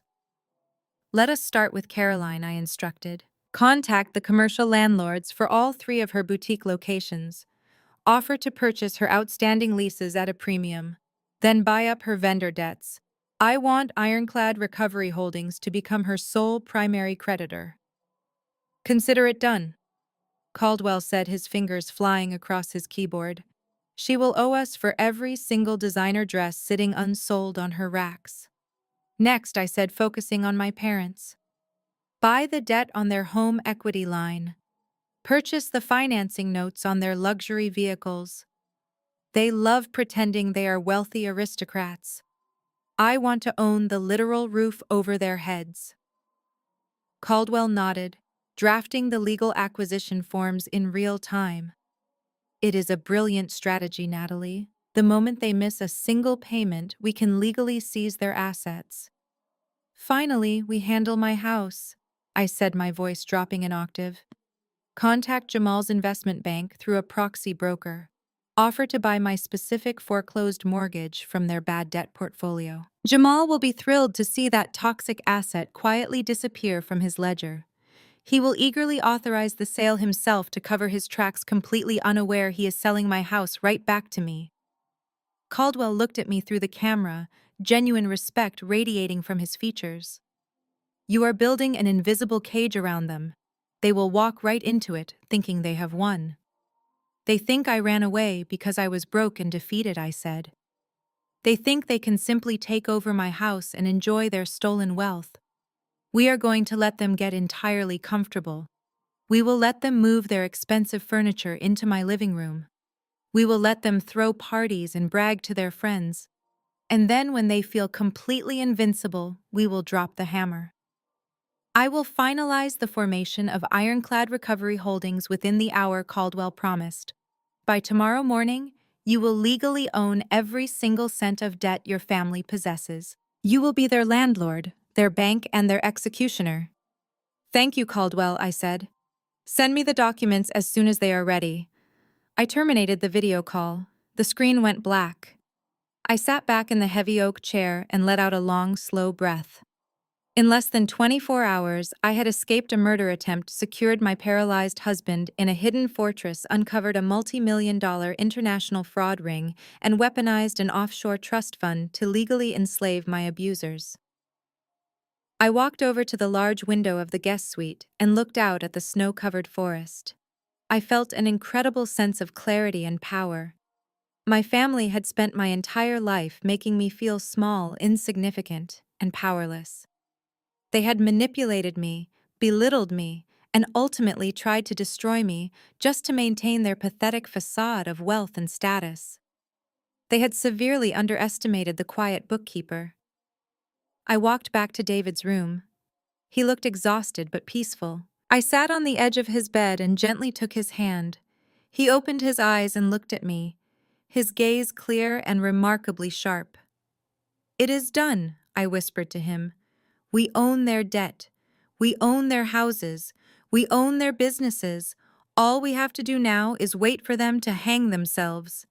David let out a soft, breathy sound that almost sounded like a laugh. He blinked twice. Yes. I kissed his forehead and settled into the chair beside his bed. We had plenty of time to plan the final strike. The holidays were approaching, and my family loved nothing more than showing off during the holidays. I decided right then and there I was going to give them a Thanksgiving they would never, ever forget.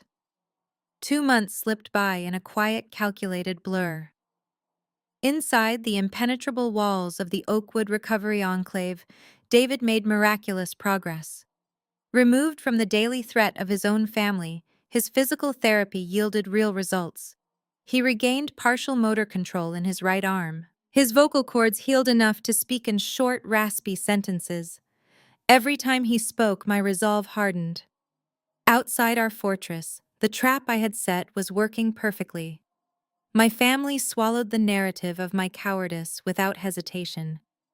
Through digital surveillance, I watched them construct a convenient fiction. I was the unstable daughter who buckled under the pressure of medical debt. I had abandoned my crippled husband and fled to escape my financial obligations. To them, my sudden disappearance was not a red flag. It was a victory validating every cruel thing they ever said. Jamal finalized the fraudulent foreclosure process with staggering speed. Within 3 weeks, the bank seized my property and Jamal purchased it through a shell company for pennies on the dollar. He and Caroline moved into my home.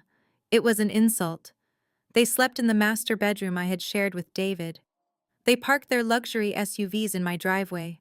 Caroline wasted no time redecorating. She documented the entire renovation on her social media pages, bragging to her thousands of followers about her stunning new estate.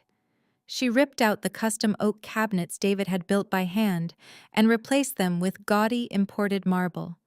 She tore up my carefully cultivated garden to install a massive outdoor entertainment pavilion. She paid for all of it using the funds Jamal was actively siphoning from my grandfather's trust. She was spending my inheritance to destroy the home I had built with my own hands. But simple theft was never enough for them. They needed an audience. They needed to flaunt their stolen wealth to the people who mattered in their shallow social circles. November arrived and Caroline announced her plans to host a monumental Thanksgiving gala at the newly renovated house. It was not going to be a cozy family gathering. It was a high-society networking event, masquerading as a holiday dinner. I intercepted the digital invitations Jamal sent from his corporate email account. The guest list was a literal who is who of the regional financial sector. Jamal invited the senior vice presidents of his investment bank. He invited the managing directors who sat on the executive board. He invited wealthy venture capitalists he was trying to court for Caroline's failing boutique empire. He wanted to use my stolen home to project an image of unstoppable financial success to his superiors. He wanted to show his bosses that he was a master of wealth generation. My parents were equally thrilled. Patricia and Richard sent out their own wave of invitations to their country club friends. They wanted to show off how well their golden child was doing. They planned to stand in my living room drinking expensive champagne and accept compliments on their brilliant parenting. I listened to a voicemail Patricia left for a country club friend, which I intercepted through a routine cloud backup sweep. She loudly complained about how I had abandoned the property in ruins and how Caroline had generously stepped in to fix my disastrous mistakes. While they planned their lavish menu and hired private catering staff, Mr. Caldwell and I finalized the corporate takeover. Ironclad Recovery Holdings officially acquired the lease agreements for all 3 of Caroline's boutiques. We purchased the massive home equity line of credit my parents had borrowed against. And in a stroke of absolute poetic justice, Jamal's bank sold my foreclosed mortgage directly to my shell company to clear their toxic assets before the end of the fiscal year. I was legally their sole creditor. They owed me for everything they possessed. The morning of Thanksgiving, I stood in front of the full-length mirror in my guest suite. The exhausted, terrified woman in the stained sweatshirt was completely gone. I had spent the last 2 months sleeping 8 hours a night, eating well, and preparing for war. I was dressed in a razor-sharp tailored black designer suit. It was the armor of a forensic accountant ready to execute a hostile takeover. My hair was pulled back into a sleek, unforgiving style. I looked cold. I looked powerful. I looked like their worst nightmare. I walked into David's room to say goodbye. He was sitting up in his chair watching me with profound pride. I had explained the entire strategy to him the night before. He knew exactly what was going to happen today. "Give them hell." David rasped, his voice rough but undeniably clear. "I will leave nothing but ash," I promised, leaning down to kiss his cheek. I grabbed my black leather briefcase. It contained printed copies of the federal wire fraud evidence, the forged mortgage documents, the true trust fund allocations, and the official deeds proving Ironclad Recovery Holdings owned every single piece of their lives. I also carried a small, highly secure flash drive containing the medical records and the video of Caroline poisoning my food. I walked out of the Oakwood Recovery Enclave and climbed into the sleek black sedan Caldwell had arranged for me. The driver pulled away from the remote fortress and headed south toward the city.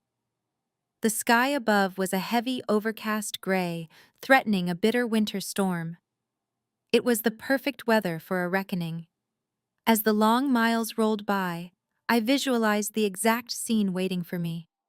I pictured the expensive catered food, the crystal glasses, the arrogant smiles of my family members as they toasted to their stolen success.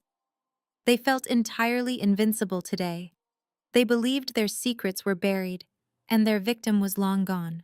They had no idea I was currently speeding down the highway, bringing the full weight of the federal justice system directly to their dining room table. The black sedan slowed as it turned onto my old street. The neighborhood was usually quiet, a peaceful suburb lined with mature oak trees. Today, it looked like a luxury car dealership. The street was choked with high-end vehicles. Gleaming black sedans and massive luxury SUVs were parked nose to tail along the curb. Two young men in matching red vests were sprinting back and forth down the driveway, frantically managing the influx of wealthy guests. I instructed my driver to park 2 houses down, completely out of sight. I sat in the back seat for a moment, observing the house. The exterior was entirely unrecognizable. Caroline had painted the classic brick facade a stark clinical white. She had ripped out my carefully nurtured rose bushes to install a gaudy, oversized fountain in the center of the front lawn. The warm home I had built with David now looked like a sterile corporate retreat. I stepped out of the sedan. The bitter November wind whipped against my tailored black suit, but I barely felt the cold. My focus was absolute. I walked up the sidewalk. The massive double front doors were propped wide open to allow a team of private caterers to rush back and forth with silver serving trays. I slipped past a caterer carrying a tower of crystal champagne flutes and stepped silently into the deep shadows of the grand foyer. The interior of the house was a chaotic symphony of wealth and arrogance. A live jazz trio was playing a soft, upbeat melody in the corner of the expanded dining room. The air was thick with the scent of roasted turkey, expensive truffles, and heavy designer perfumes. I stood perfectly still in the entryway, concealed by a large floral arrangement, and watched the parasites feast. Jamal was standing by the large stone fireplace holding court with a group of older, distinguished men. I immediately recognized 2 of them from Jamal's corporate bio. They were the managing directors of his investment bank, the very men who dictated his bonuses and his future at the firm. Jamal wore a velvet dinner jacket, holding a glass of amber scotch, laughing loudly at a joke one of the executives made. He looked completely in his element, radiating the unearned confidence of a man who believed he was the smartest person in the room. Caroline was floating through the crowd like a queen surveying her subjects. She wore a sparkling emerald gown that was entirely inappropriate for a family Thanksgiving dinner, but perfectly suited for a high society gala. She clinked glasses with venture capitalists, throwing her head back in exaggerated laughter, pretending to be a brilliant retail mogul. My parents, Richard and Patricia, were stationed near the center of the room. They looked absolutely elated. Richard was puffing his chest out eagerly, introducing himself to the highest-ranking banking executives, desperately trying to insert himself into their elite circle and soak up their residual power. A catering manager rang a small silver bell, signaling the guests to gather around the massive dining table for the formal holiday toast. The jazz trio stopped playing. The room fell into an expectant hush as 50 of the city's wealthiest individuals turned their attention to the front of the room. Jamal stepped to the head of the table. He raised a crystal champagne flute high into the air. A smug, self-satisfied grin plastered across his face. "Welcome, everyone," Jamal began, his voice booming with artificial warmth. "We are incredibly honored to host you in our new home today. Thanksgiving is a time to reflect on our blessings, our hard work, and the resilience it takes to build true wealth. When Caroline and I acquired this property, it was in a state of severe distress. It was a failing asset. But with vision capital and family unity, we transformed it into the beautiful estate you see today." The wealthy guests murmured their approval, nodding along to the corporate buzzwords. Jamal raised his glass toward the bank executives. "To success, to strategic acquisitions, and to surrounding ourselves with winners. Cheers!" The crowd echoed the cheer glasses chiming together in a chorus of stolen wealth. Before the noise could settle, my mother stepped forward. Patricia raised her own glass, her face arranged into an expression of brave theatrical sorrow. "As a mother, you always hope your children will grow up to make you proud," Patricia announced. "You hope they will embody your values." Looking at Caroline and Jamal, my heart is absolutely full. They are the epitome of success and grace. But this holiday is also a time for painful truths? Patricia continued, her voice trembling with fake emotion. "Many of you know that my eldest daughter Natalie used to own this house. What you do not know is the nightmare she put our family through. Natalie was always financially illiterate. She was completely unstable. When her husband suffered a tragic accident, the pressure finally broke her. Instead of standing by her vows, instead of facing her mountain of debt, she completely lost her mind." Gasps of polite, wealthy horror rippled through the crowd. My blood turned to ice. She was using David's horrific injuries her own daughter had intentionally caused as a cheap prop to garner sympathy from wealthy strangers. She abandoned her crippled husband to die. Patricia declared loudly, making sure every single guest heard her vicious lie. She ran away like a coward, leaving millions in medical debt and a foreclosure notice behind. She left a massive stain on our family name. Patricia turned toward Jamal and Caroline, offering them a look of profound gratitude. But Jamal and Caroline stepped into the breach. They took on the financial burden. Jamal used his brilliant financial mind to rescue this property from the bank. Caroline poured her heart into fixing the ruins Natalie left behind. They saved our family from total humiliation. They are the true definition of loyalty and success. So please raise your glasses to my beautiful daughter and my brilliant son-in-law, the true saviors of this family. The room erupted into loud applause. The executives nodded with deep respect, completely sold on the narrative of the tragic, crazy runaway sister and the heroic, wealthy banker who saved the day. They clinked their glasses again, celebrating my supposed demise. I stood in the entryway, my hands resting lightly on the latches of my leather briefcase. I had heard enough. The stage was set, the audience was primed. The arrogance of my abusers had reached its absolute zenith. I stepped out from behind the floral arrangement, walking directly into the bright light of the grand foyer. I adjusted the lapels of my tailored black suit. I looked at the sea of 50 guests, at the bank executives, at Jamal's smug face, and at my mother's triumphant smile. It was time to introduce the uninvited guest. I took a slow, deliberate breath and stepped out from the shadows of the grand floral arrangement. The sharp clack of my stiletto heels against the imported marble floor echoed like gunshots in the sudden lull between the jazz trio songs. I did not sneak. I did not cower. I walked directly into the center of the foyer, my posture perfectly straight, my tailored designer suit acting as an impenetrable suit of armor. The effect was instantaneous. A wealthy woman standing near the entryway gasped loudly, spilling a few drops of expensive champagne onto her silk dress. The lively conversation died in a cascading wave of stunned silence. Heads turned, 50 pairs of eyes locked onto me. I looked directly at the head of the long dining table. My mother froze with her crystal flute still raised in the air. The color drained from Patricia's face so fast she looked physically ill. Richard gripped the back of a velvet dining chair, his knuckles turning stark white. Caroline let out a sharp intake of breath. Her manicured hand flew to her chest, her emerald gown suddenly looking like a cheap costume. Jamal was the only one who tried to maintain his composure.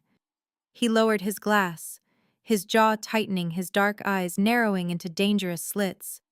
He quickly glanced at the bank executive standing beside him, assessing the sudden damage to his carefully curated image. "That was a beautiful speech, Mother," I said. My voice was calm, resonant, and completely devoid of the fear they expected to see. It carried effortlessly across the silent room. I especially loved the part about family loyalty and financial literacy. But you left out a few minor details, like the fact that I did not run away from a mountain of debt. I ran away because my sister tried to drug me right after she shoved my husband down a flight of concrete stairs. The silence shattered into a frenzy of shocked whispers. The bank executives exchanged bewildered looks. Several guests took a step back, sensing the immediate danger in the room. Caroline recovered first. She lunged forward, her heels clicking rapidly on the hardwood as she rushed to intercept me before I could reach the dining area. "Natalie, what are you doing here?" Caroline hissed, her voice trembling with a mix of fury and genuine panic. She forced a high-pitched artificial laugh for the benefit of the wealthy guests. "I am so sorry, everyone. My sister has been suffering from a severe mental breakdown. We had to place her in a facility. She must have escaped.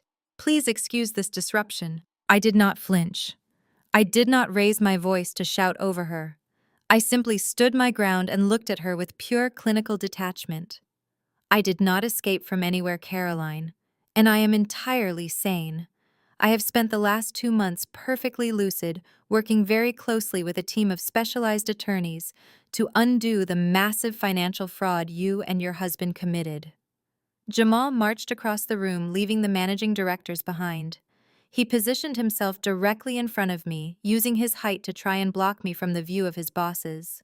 He leaned in close, his voice dropping to a vicious whisper meant only for my ears.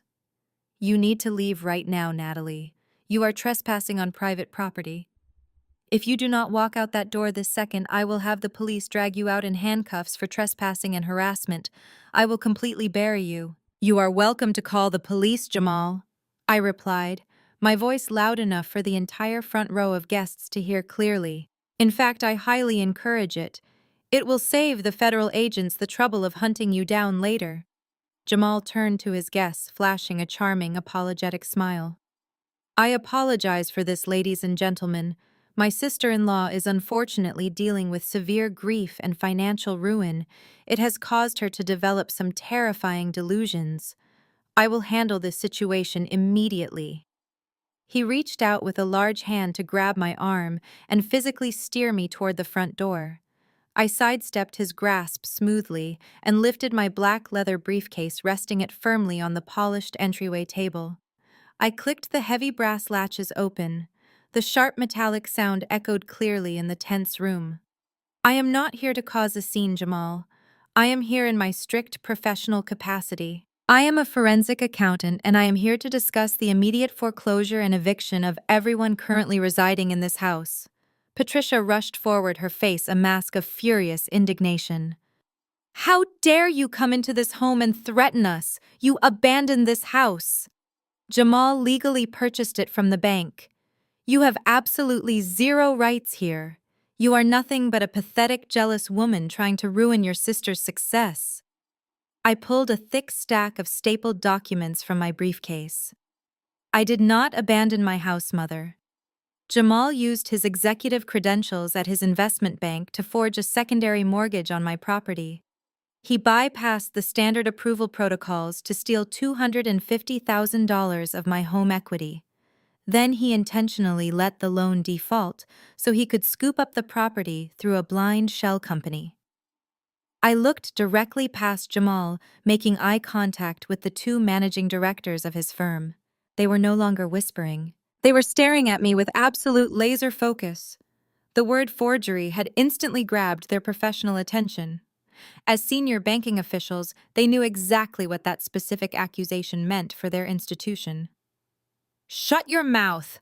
Jamal growled, the polished corporate veneer finally cracking under the immense pressure. He looked frantically at his bosses. "Do not listen to a single word she says. She is entirely unhinged. She has absolutely no proof of anything." "Oh, I have proof," I said smoothly, pulling out a color-coded ledger. "I have the digital metadata showing the loan was originated from your private office terminal at 2 in the morning. I have the security logs showing you used the login credentials of a terminated employee to push the fraudulent paperwork through the system. And most importantly, I have the exact routing numbers showing where you wired the stolen money." Jamal stood frozen, his mouth slightly open, his charismatic persona evaporating into thin air. The absolute certainty in my voice struck him like a physical blow. The wealthy guests surrounding him began to back away, treating him like a highly contagious disease.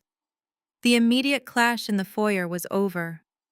I had breached their fortress, I had dismantled their lies in front of their most important audience, and I had effectively seized control of the entire room. Now it was time to execute the final steps of my financial takedown.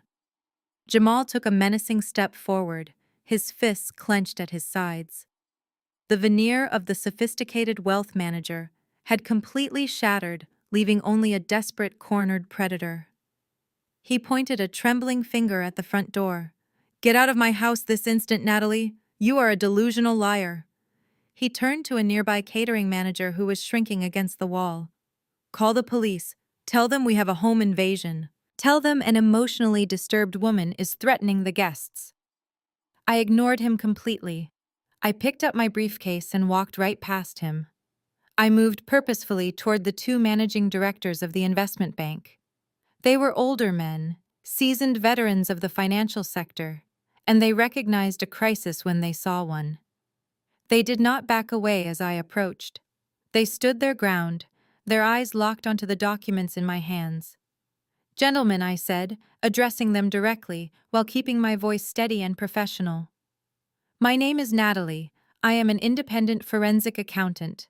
I apologize for interrupting your Thanksgiving dinner, but I felt you should be immediately informed of a massive liability currently threatening your institution." Jamal lunged toward me, trying to physically snatch the documents from my grip. One of the managing directors, a tall man with silver hair, held up a single authoritative hand. "Stop right there, Jamal!" The director commanded, his voice echoing with decades of corporate power. "Let the woman speak." Jamal froze. He looked at his boss, the color draining entirely from his face. "Sir, you cannot possibly listen to her. She is my wife's estranged sister. She suffered a total mental collapse. This is a pathetic family dispute." "This is a federal crime," I corrected him sharply. I handed a thick, professionally bound dossier directly to the silver-haired director. "What you are holding is a comprehensive independent audit report prepared by my firm and verified by Caldwell Trust and Estate Law. It has already been filed with the Securities and Exchange Commission as of yesterday morning." The second director stepped closer, looking over his colleague's shoulder as they opened the dossier. The party guests remained absolutely silent, captivated by the unfolding corporate execution. Inside that report, I explained maintaining direct eye contact with the executives. "You will find irrefutable proof that your regional director of wealth management has been utilizing your bank's secure network to commit international wire fraud. Over the past 3 years, Jamal has illegally siphoned $2 million from a Cayman Island trust fund. A trust fund of which I am the sole legal beneficiary. He used his Tier 1 administrative clearance to bypass your internal anti-money laundering protocols." The silver-haired director flipped rapidly through the pages. He was looking at the exact routing logs, the SWIFT codes, and the employee login timestamps I had extracted from the shadow accounts. His professional composure cracked as he realized the sheer scale of the institutional exposure. He categorized the stolen funds as anonymous private investments and funneled them through a Delaware shell company called Apex Retail Solutions. I continued making sure my voice carried across the room, so my parents and Caroline could hear every single word. From there, the money was washed directly into the operating accounts of his wife's retail boutiques. He used your bank as his own personal laundering machine. Jamal was sweating profusely now. Beads of moisture formed on his forehead, ruining his impeccable grooming. "It is a fabrication," Jamal yelled, his voice cracking with panic. "She hacked into the system and manufactured those logs. She is trying to frame me." The second director looked up from the dossier, his eyes cold and dead. "The IP addresses listed here match your private office terminal, Jamal. The timestamp matches the exact night you requested emergency access to the server room last month. You told me you were conducting a routine quarterly review." "I was conducting a review," Jamal stammered, backing away slowly. "I was protecting the bank. She is manipulating the data." "And the fraudulent second mortgage?" I asked, turning to face Jamal. "The one you originated against my personal property using the credentials of a terminated junior loan officer. Did I fabricate that too?" I handed a second folder to the directors. "This contains the forged deed and the metadata from the bank's own internal origination software. He stole $250,000 in home equity to cover his wife's failing commercial leases, and he left your institution holding the toxic asset." The silver-haired director snapped the dossier shut. The sound was like a gavel striking a sound block. He looked at Jamal with a mixture of absolute disgust and legal calculation. "You are terminated, Jamal. Effective immediately. You are stripped of all clearance, all equity, and all access to our firm. I suggest you retain federal defense counsel. You are going to need it." Jamal looked like a man who had just been thrown out of an airplane without a parachute. His entire world, his status, his wealth, his arrogant corporate identity had been completely annihilated in less than 5 minutes. He looked at the executives, then at the silent crowd of wealthy peers who were now looking at him like a convicted criminal. Caroline rushed to his side, grabbing his arm. "Jamal, do something. Call security. Tell them she is lying." Jamal did not answer her. He looked frantically toward the back of the house, clearly calculating whether he could slip out through the kitchen and reach his car before the situation escalated further. He took a step backward, abandoning his defensive posture for pure flight instinct. "I would not do that," I said, checking my wristwatch. "They are remarkably punctual."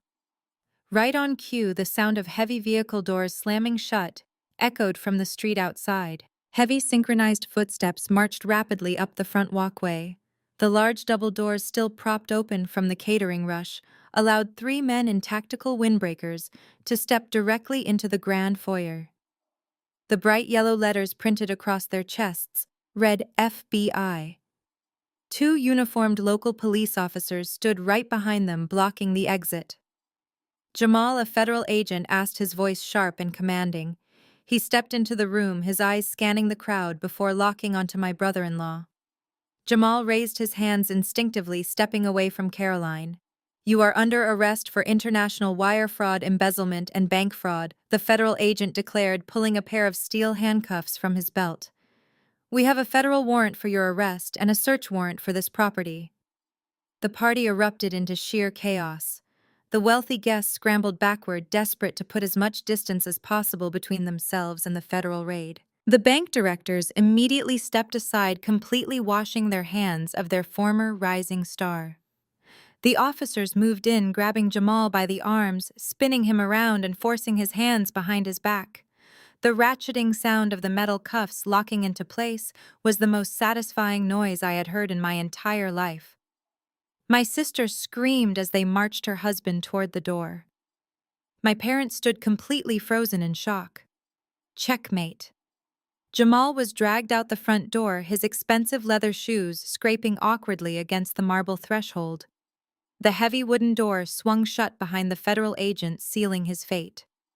The grand foyer fell into a stunned, breathless vacuum. The only sound was the jazz trio quietly packing up their instruments in the corner, desperate to escape the unfolding disaster. Caroline stood frozen in the center of the room. Her emerald gown shimmered under the crystal chandelier, but the woman wearing it looked completely hollowed out. She stared at the empty doorway where her husband, her wealth, and her entire constructed reality had just vanished. Then she turned her head slowly toward me, her perfectly contoured face twisted into a mask of pure, unadulterated hatred. "You ruined my life," Caroline screamed. The sound tore from her throat, raw and animalistic. She did not look like a sophisticated boutique owner anymore. She looked like a cornered beast. "You jealous, vindictive monster! You took my husband. I did not take anything." I replied, my voice steady and cold. "I simply returned the financial debt you both created. You built a life on stolen money, Caroline." The foundation finally collapsed. Caroline snapped. With a primal shriek, she lunged at me. Her hands curled into claws aiming directly for my face.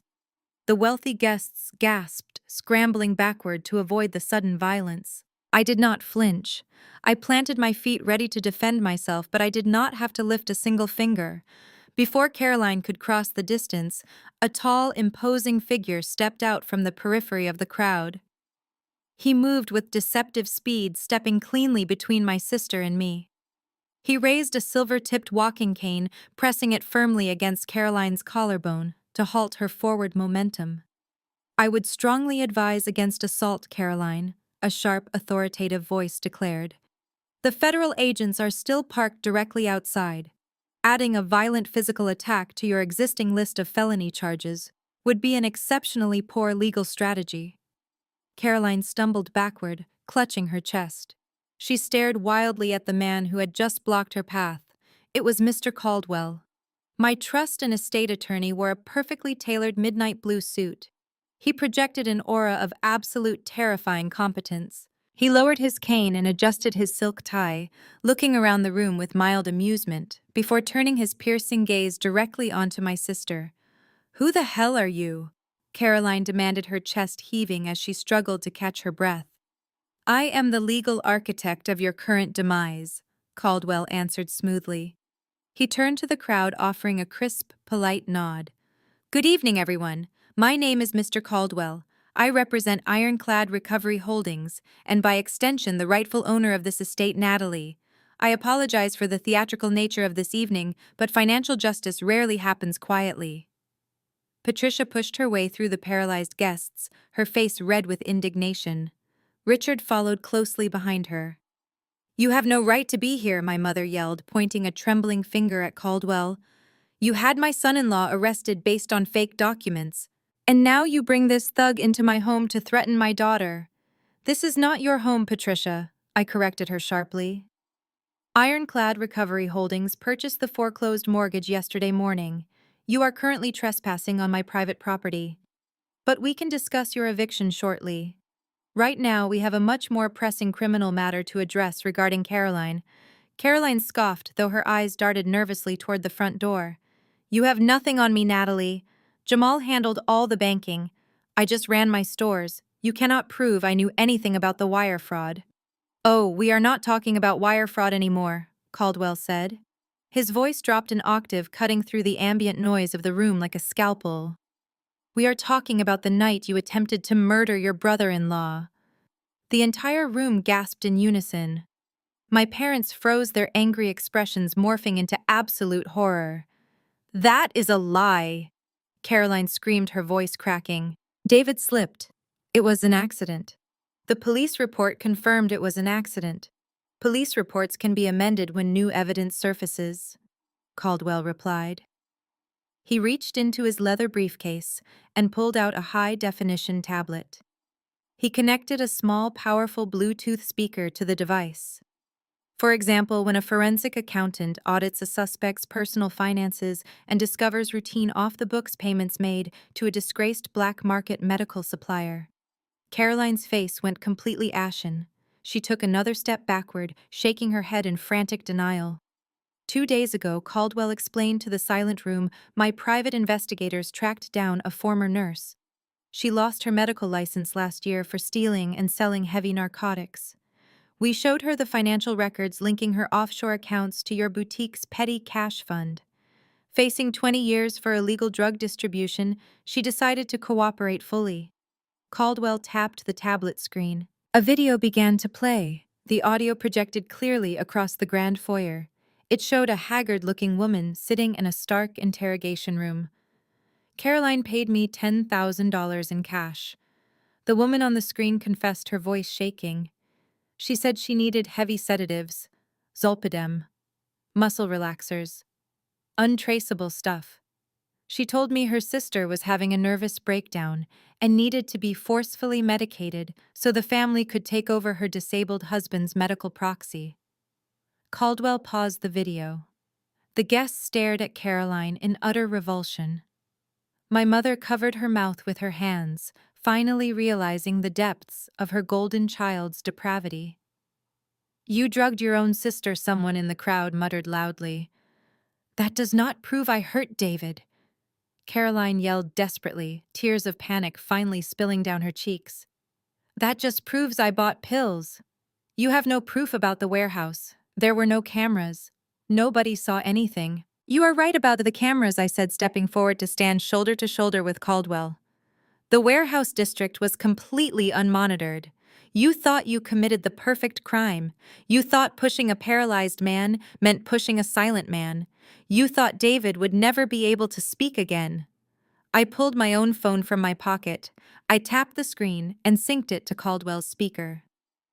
Over the past 2 months at the Oakwood Recovery Enclave, I explained David has been utilizing advanced eye-tracking software and specialized speech synthesis technology. His cognitive functions are pristine. His memory of that day is perfectly intact. He has officially recorded his witness testimony for the district attorney. "I think you should hear it, Caroline." I pressed play. The synthetic mechanized voice that filled the room was metallic and rigid, but the cadence and the choice of words were undeniably David. Caroline met me at the commercial property site. The synthesized voice echoed clearly. I told her I found the forged appraisals. I told her I knew about the stolen trust fund money. She panicked. She grabbed my clipboard and threw it. When I turned to pick it up, she placed both hands flat against the center of my back. She shoved me with all her strength. I felt my boots slip on the concrete edge. As I fell, she stood at the top of the landing. She did not try to help. She watched me hit the bottom. She left me there to die. The recording ended. The silence that followed was heavy and suffocating. The absolute truth had finally cornered my sister. There was no escape route left for her to take, no lie she could invent to explain away the mechanical voice of the man she had tried to slaughter. Right on cue, the 2 uniformed local police officers who had guarded the door during Jamal's arrest stepped fully into the foyer. They unclipped their radios, speaking quietly into the receivers. They had been instructed to wait outside the immediate vicinity until the audio evidence was successfully deployed. Now they were moving in to secure the primary suspect. Caroline backed away until her spine hit the mahogany dining table. She knocked over a crystal vase, sending water and expensive white roses crashing to the floor. She looked frantically at our parents, her eyes wide with terror. "Mom, do something," Caroline sobbed, reaching a shaking hand toward Patricia. "Tell them it is a lie. Tell them I would never do something like this. Please, you have to protect me." But Patricia did not move. My mother, the woman who had spent my entire life shielding Caroline from every conceivable consequence, simply stared at her daughter with a look of absolute soul-crushing horror. The golden child was dead. The monster she had created was finally exposed for everyone to see. The 2 uniformed police officers stepped forward with heavy, purposeful strides. Caroline scrambled backward along the edge of the mahogany dining table, her emerald gown catching on the sharp corner of a chair and tearing with a loud rip. She did not even notice the ruined silk. Her hands frantically grasped at the empty air, searching for a lifeline that no longer existed. "Caroline, you are under arrest for the attempted murder of David, the lead officer," stated his voice ringing with absolute authority. "Turn around and place your hands behind your back." "No!" Caroline shrieked, batting her arms wildly as the officers closed the distance. "You cannot do this. I am a business owner. I am wealthy. You are making a huge mistake." The officers did not hesitate. They were completely unfazed by her designer dress or her hollow threats. The larger officer grabbed her right wrist, twisting it smoothly behind her back with practiced efficiency. Caroline let out a high-pitched wail of pain and indignation. The second officer secured her left arm. The heavy steel handcuffs ratcheted tightly around her wrists, the sharp metallic clicks echoing through the grand foyer. "You have the right to remain silent," the officer recited, reading her Miranda rights as she struggled against his grip. "Anything you say can and will be used against you in a court of law." Mom, Caroline screamed, thrashing her head toward our parents. "Dad, do not let them take me. Call a lawyer. Tell them I am innocent." Patricia stood frozen, her face buried in her hands, her shoulders shaking with silent, horrified sobs. Richard looked completely paralyzed, his jaw hanging open as he watched his favorite daughter, his golden child, being treated like a violent street criminal. Neither of them stepped forward. Neither of them spoke a single word of defense. The illusion of their perfect family was entirely dead. Outside the house, the wail of approaching sirens grew deafening. The initial federal agents who had arrested Jamal had called for backup to execute the massive search warrant. Red and blue emergency lights flashed violently through the large front windows, casting harsh, strobing colors across the crystal chandeliers and the catered holiday feast. More federal agents poured through the open front doors. They wore heavy tactical vests and carried thick plastic bins for gathering evidence. The extravagant Thanksgiving dinner was officially a federal crime scene. "Nobody move." A senior federal agent shouted over the noise, holding up his badge. "We are executing a search warrant for financial records, digital devices, and physical assets connected to federal wire fraud and money laundering. All guests are required to present identification before leaving the premises." The wealthy party guests, the elite bankers, the venture capitalists, and the country club socialites were completely humiliated. They were forced to line up against the walls of the dining room like common suspects during a warehouse raid. These were people who valued their privacy and their public image above all else.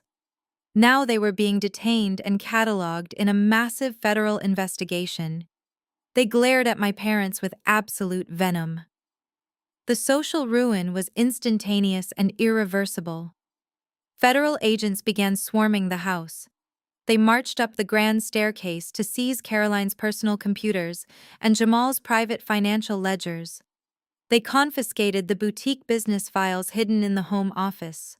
They even took photographs of the imported marble countertops and the expensive modern art hanging on the walls, documenting assets that had been purchased with my stolen inheritance. The local police officers began marching Caroline toward the front door. She dragged her feet, her expensive high heels slipping on the polished marble floor. Her emerald gown dragged along the ground, soaked in the water from the shattered flower vase. She looked absolutely pathetic. As they hauled her out onto the front porch, the freezing November wind hit her bare shoulders. The entire street was illuminated by the flashing lights of 6 different police cruisers and federal vehicles. Neighbors from up and down the block had stepped out of their houses, wrapping their coats tight, watching the spectacle unfold. I followed the officers out to the front steps, standing beside Mr. Caldwell to watch the final act. Jamal was already outside. He was pressed hard against the side of a black federal SUV, his legs spread wide while an agent aggressively patted him down. His velvet dinner jacket was crumpled. His designer silk tie was yanked loose. He looked up just in time to see his wife being paraded out the front doors in handcuffs. Jamal, Caroline sobbed, struggling against the police officer's grip. "Tell them it is a mistake. Tell them to let me go." Jamal just stared at her, his eyes hollow and defeated. He knew the FBI had the exact digital routing logs. He knew I had the forged mortgage papers. He knew the black market nurse had confessed everything. There was absolutely no escape for either of them. The arrogant wealth manager was completely broken. An officer shoved Caroline's head down, forcing her into the back seat of a marked police cruiser. The heavy door slammed shut, locking her inside a cage of reinforced glass and steel. A federal agent did the same to Jamal, securing him in the back of the SUV. I stood on the front porch and took a deep breath of the freezing winter air. It tasted like absolute victory. The flashing emergency lights reflected in my eyes. I watched the police vehicles shift into gear. The heavy tires crunched against the asphalt as they pulled away from the curb, carrying the monsters who had tried to destroy my life straight to federal holding cells. Mr. Caldwell adjusted his suit jacket and smiled down at me. "The garbage has been taken out," he stated flatly. I nodded slowly. Justice was finally served today. The long nightmare was officially over forever. I watched the red taillights completely disappear into the freezing dark winter night. I turned from the street and walked into the foyer. Mr. Caldwell followed. The house was a portrait of absolute devastation. Guests were sprinting out the back doors to avoid the federal agents. They left behind half-eaten plates of turkey and crystal flutes of champagne. The feast was ruined. Only my parents remained in the dining room. Richard and Patricia stood surrounded by the shattered remains of their social standing. They looked like terrified children. Their arrogance had completely evaporated. Patricia saw me and rushed forward. Her face was stained with mascara. She reached out to grab my hands. "Natalie, please," Patricia sobbed. "Help us.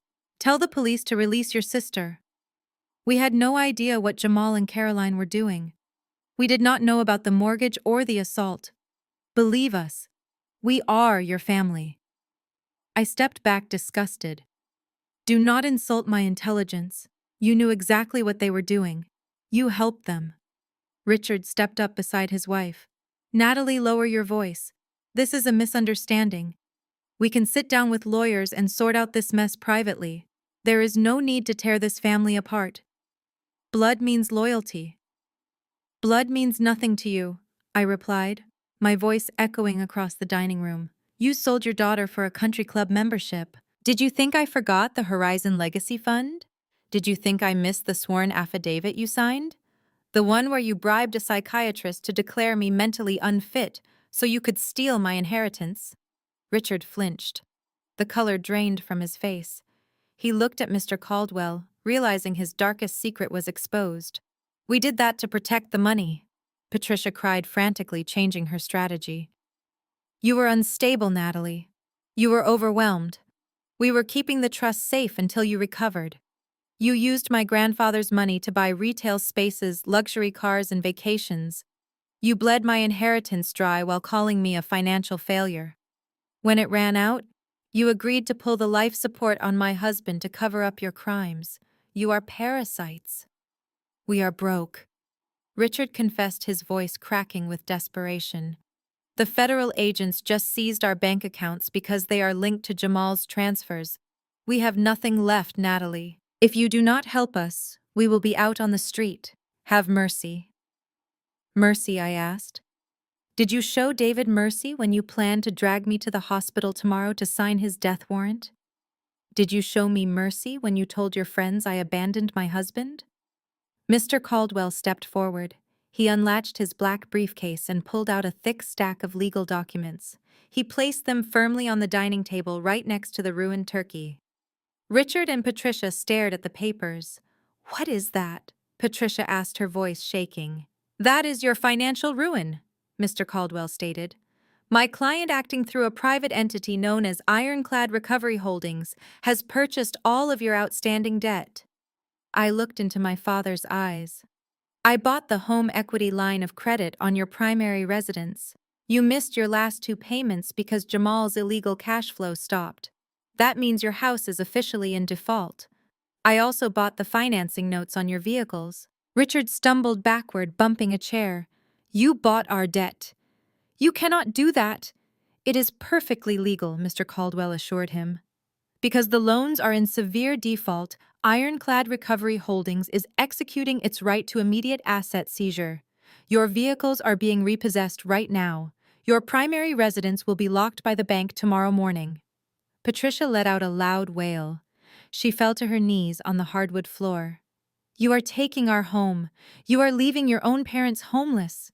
You are a monster, Natalie." "I am simply collecting what is owed to me," I replied. "But there is one more piece of business to conclude tonight."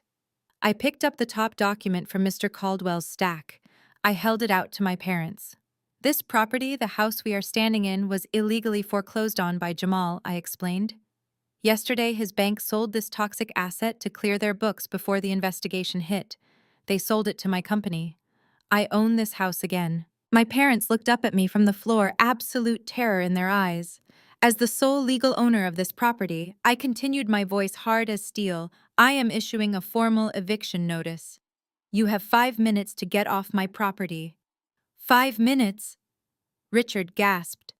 We have clothes here. We have personal belongings. We have nowhere to go. Take whatever you can carry, I commanded, pointing toward the front door. You are not packing boxes or calling a moving truck. Walk out that door right now, or I will have the police outside arrest you for criminal trespassing. Patricia sobbed uncontrollably, crawling toward my legs. Please, Natalie, do not do this. We are your parents. We gave you life. And you tried to take it away, I said, stepping back from her grasping hands. Your 5 minutes started 30 seconds ago. Move! They realized I was not bluffing. The authority in my voice broke their resistance. Richard grabbed Patricia by the arm, hauling her up from the floor. They did not run upstairs to grab their jewelry. They were too terrified of the police waiting outside. They stumbled toward the entryway. Patricia shivered violently in her thin silk blouse. Richard looked like a broken old man. They walked out the front doors, stepping into the bitter wind, with nothing but the clothes on their backs. I stood in the doorway and watched them walk down the long, empty driveway. They had no cars waiting for them. They had absolutely no home to return to tonight. The icy winter wind whipped aggressively against their thin clothing as they finally reached the dark street. The icy winter wind whipped aggressively against their thin clothing as they finally reached the dark street. I closed the heavy double doors and locked the deadbolt. The sudden silence in the grand foyer was absolute perfection. I turned to Mr. Caldwell and shook his hand. The nightmare was truly over. I hired a private security firm that same night to guard the perimeter of the estate. No one from my family would ever set foot on my property again. The cleanup process began the very next morning. I hired a specialized crew to pack up Caroline and Jamal's ridiculous imported marble furniture and ship it directly to a discount liquidator. I wanted every single trace of their arrogant existence completely scrubbed from my home. 6 months passed with the swift and brutal efficiency of the federal justice system. Jamal's criminal trial was a brief and humiliating affair. The forensic financial evidence I provided was utterly impenetrable. His high-priced defense attorneys took one look at the digital routing logs and advised him to take a plea deal immediately. The judge did not show an ounce of leniency to a wealthy investment banker who abused his corporate power and exploited his own family. Jamal was sentenced to 12 years in a federal penitentiary for international wire fraud, embezzlement, and severe money laundering. He lost his prestigious banking licenses, his offshore assets, and his arrogant smirk. He was transferred to a medium security facility where his former corporate titles meant absolutely nothing to the other inmates. Caroline fought her charges, which was a spectacular mistake. Her trial for attempted murder became a massive media sensation across the entire state. The prosecution played the video of her purchasing the black market sedatives. Then they played David's synthesized voice recording detailing the horrific push at the industrial warehouse. The jury deliberated for less than 3 hours before delivering their devastating verdict. Caroline was found guilty of attempted murder and conspiracy to commit financial fraud. She was sentenced to 15 years in a strict state correctional facility without the possibility of early parole. The spoiled golden child was reduced to a mere inmate number, wearing a cheap orange jumpsuit completely stripped of her luxurious designer identity. My parents narrowly avoided federal prison by turning state's evidence against Jamal and Caroline, but their lives were effectively destroyed anyway. The social fallout was absolute and unforgiving. They were permanently expelled from their exclusive country club and blacklisted by every wealthy friend they had spent decades trying to impress.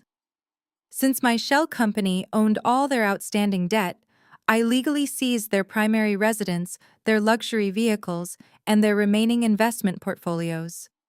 The subsequent bankruptcy left them with absolutely nothing to their names. Today, Richard and Patricia live in a dilapidated trailer park on the remote, dusty outskirts of the city. My father works as a part-time cashier at a local hardware store just to make ends meet. My mother cleans houses for the exact same wealthy socialites she used to gossip with at charity galas. They tried to send me an apology letter once, begging for basic financial assistance to pay their heating bills. I returned the envelope to sender unopened.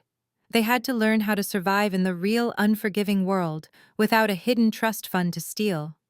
While my abusers faced their undeniable karma, my husband and I focused entirely on rebuilding our future.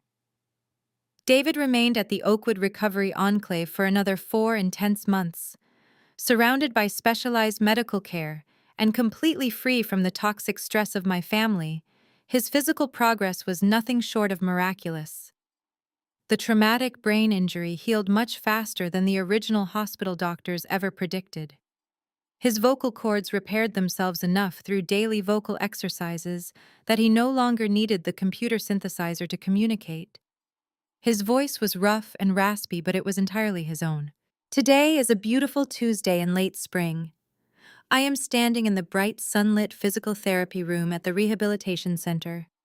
David is sitting in his specialized wheelchair at the starting end of the parallel support bars. He looks up at me, his blue eyes shining brightly with fierce determination. He grips the sturdy metal bars with both hands, his knuckles turning white. With a loud grunt of physical effort, he pushes his body upward. His weakened legs tremble violently under the sudden strain, but they hold his weight. He takes one slow, deliberate, agonizing step forward. Then he takes another. He is walking. Tears of pure, unadulterated joy stream rapidly down my face. I step forward quickly to catch him as he reaches the end of the metal bars, wrapping my arms tightly around his neck. We hold each other tightly, crying and laughing all at once in the center of the quiet room. We survived the absolute worst of human greed, malice, and familial betrayal. The massive offshore trust fund is now completely secure under my direct legal control. I used a significant portion of the reclaimed millions to establish a specialized legal and accounting foundation. We provide free forensic accounting and aggressive legal defense services to victims of familial financial abuse. I employ a dedicated team of relentless auditors who hunt down toxic family members trying to steal from vulnerable, disabled, or elderly relatives. We take the financial monsters down one frozen bank account at a time. I look out the large glass window of the therapy room. The morning sun is shining brightly over the dense green forest. My beautiful house has been entirely restored to its original warm and welcoming design. My brave husband is walking again, defying every negative medical odd. I am no longer the quiet, overlooked bookkeeper they thought they could easily manipulate and crush under their expensive shoes. I am a powerful woman who forged her own impenetrable armor, broke her own heavy chains, and burned her cruel enemies to the ground. The dark storm is finally over, and the new dawn is incredibly beautiful. The harrowing journey of Natalie and David serves as a powerful reminder that biological connection does not automatically guarantee love, loyalty, or basic human decency. The central lesson learned from this story is that true strength lies in recognizing financial and emotional abuse, even when it comes from your own parents or siblings, and having the courage to set unbreakable boundaries. For decades, society has pushed the narrative that family must be forgiven and accommodated at all costs. However, Natalie's triumph demonstrates that tolerating toxic behavior only empowers abusers to escalate their cruelty. Her family viewed her empathy as a weakness and her silence as an open invitation for exploitation. It was only when she stopped seeking their conditional validation and embraced her own professional power that she could dismantle their criminal empire. This story teaches us that we are never obligated to set ourselves on fire simply to keep our toxic relatives warm. When people show you their true character through greed, manipulation, and violence, you must believe their destructive actions over their gaslighting words.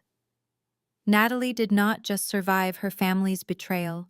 She weaponized her unique skills to ensure they faced the ultimate consequences of their greed, proving that justice is sometimes self-made. Protecting your peace, your assets, and your loved ones is paramount, and walking away from a poisonous family dynamic is not an act of surrender, but an act of profound self-preservation. True family is built on mutual respect, unwavering support, and authentic care, not hidden agendas and financial theft. If you have ever had to cut ties with a toxic family member to protect your own peace, share your story in the comments below and subscribe to join our community of survivors.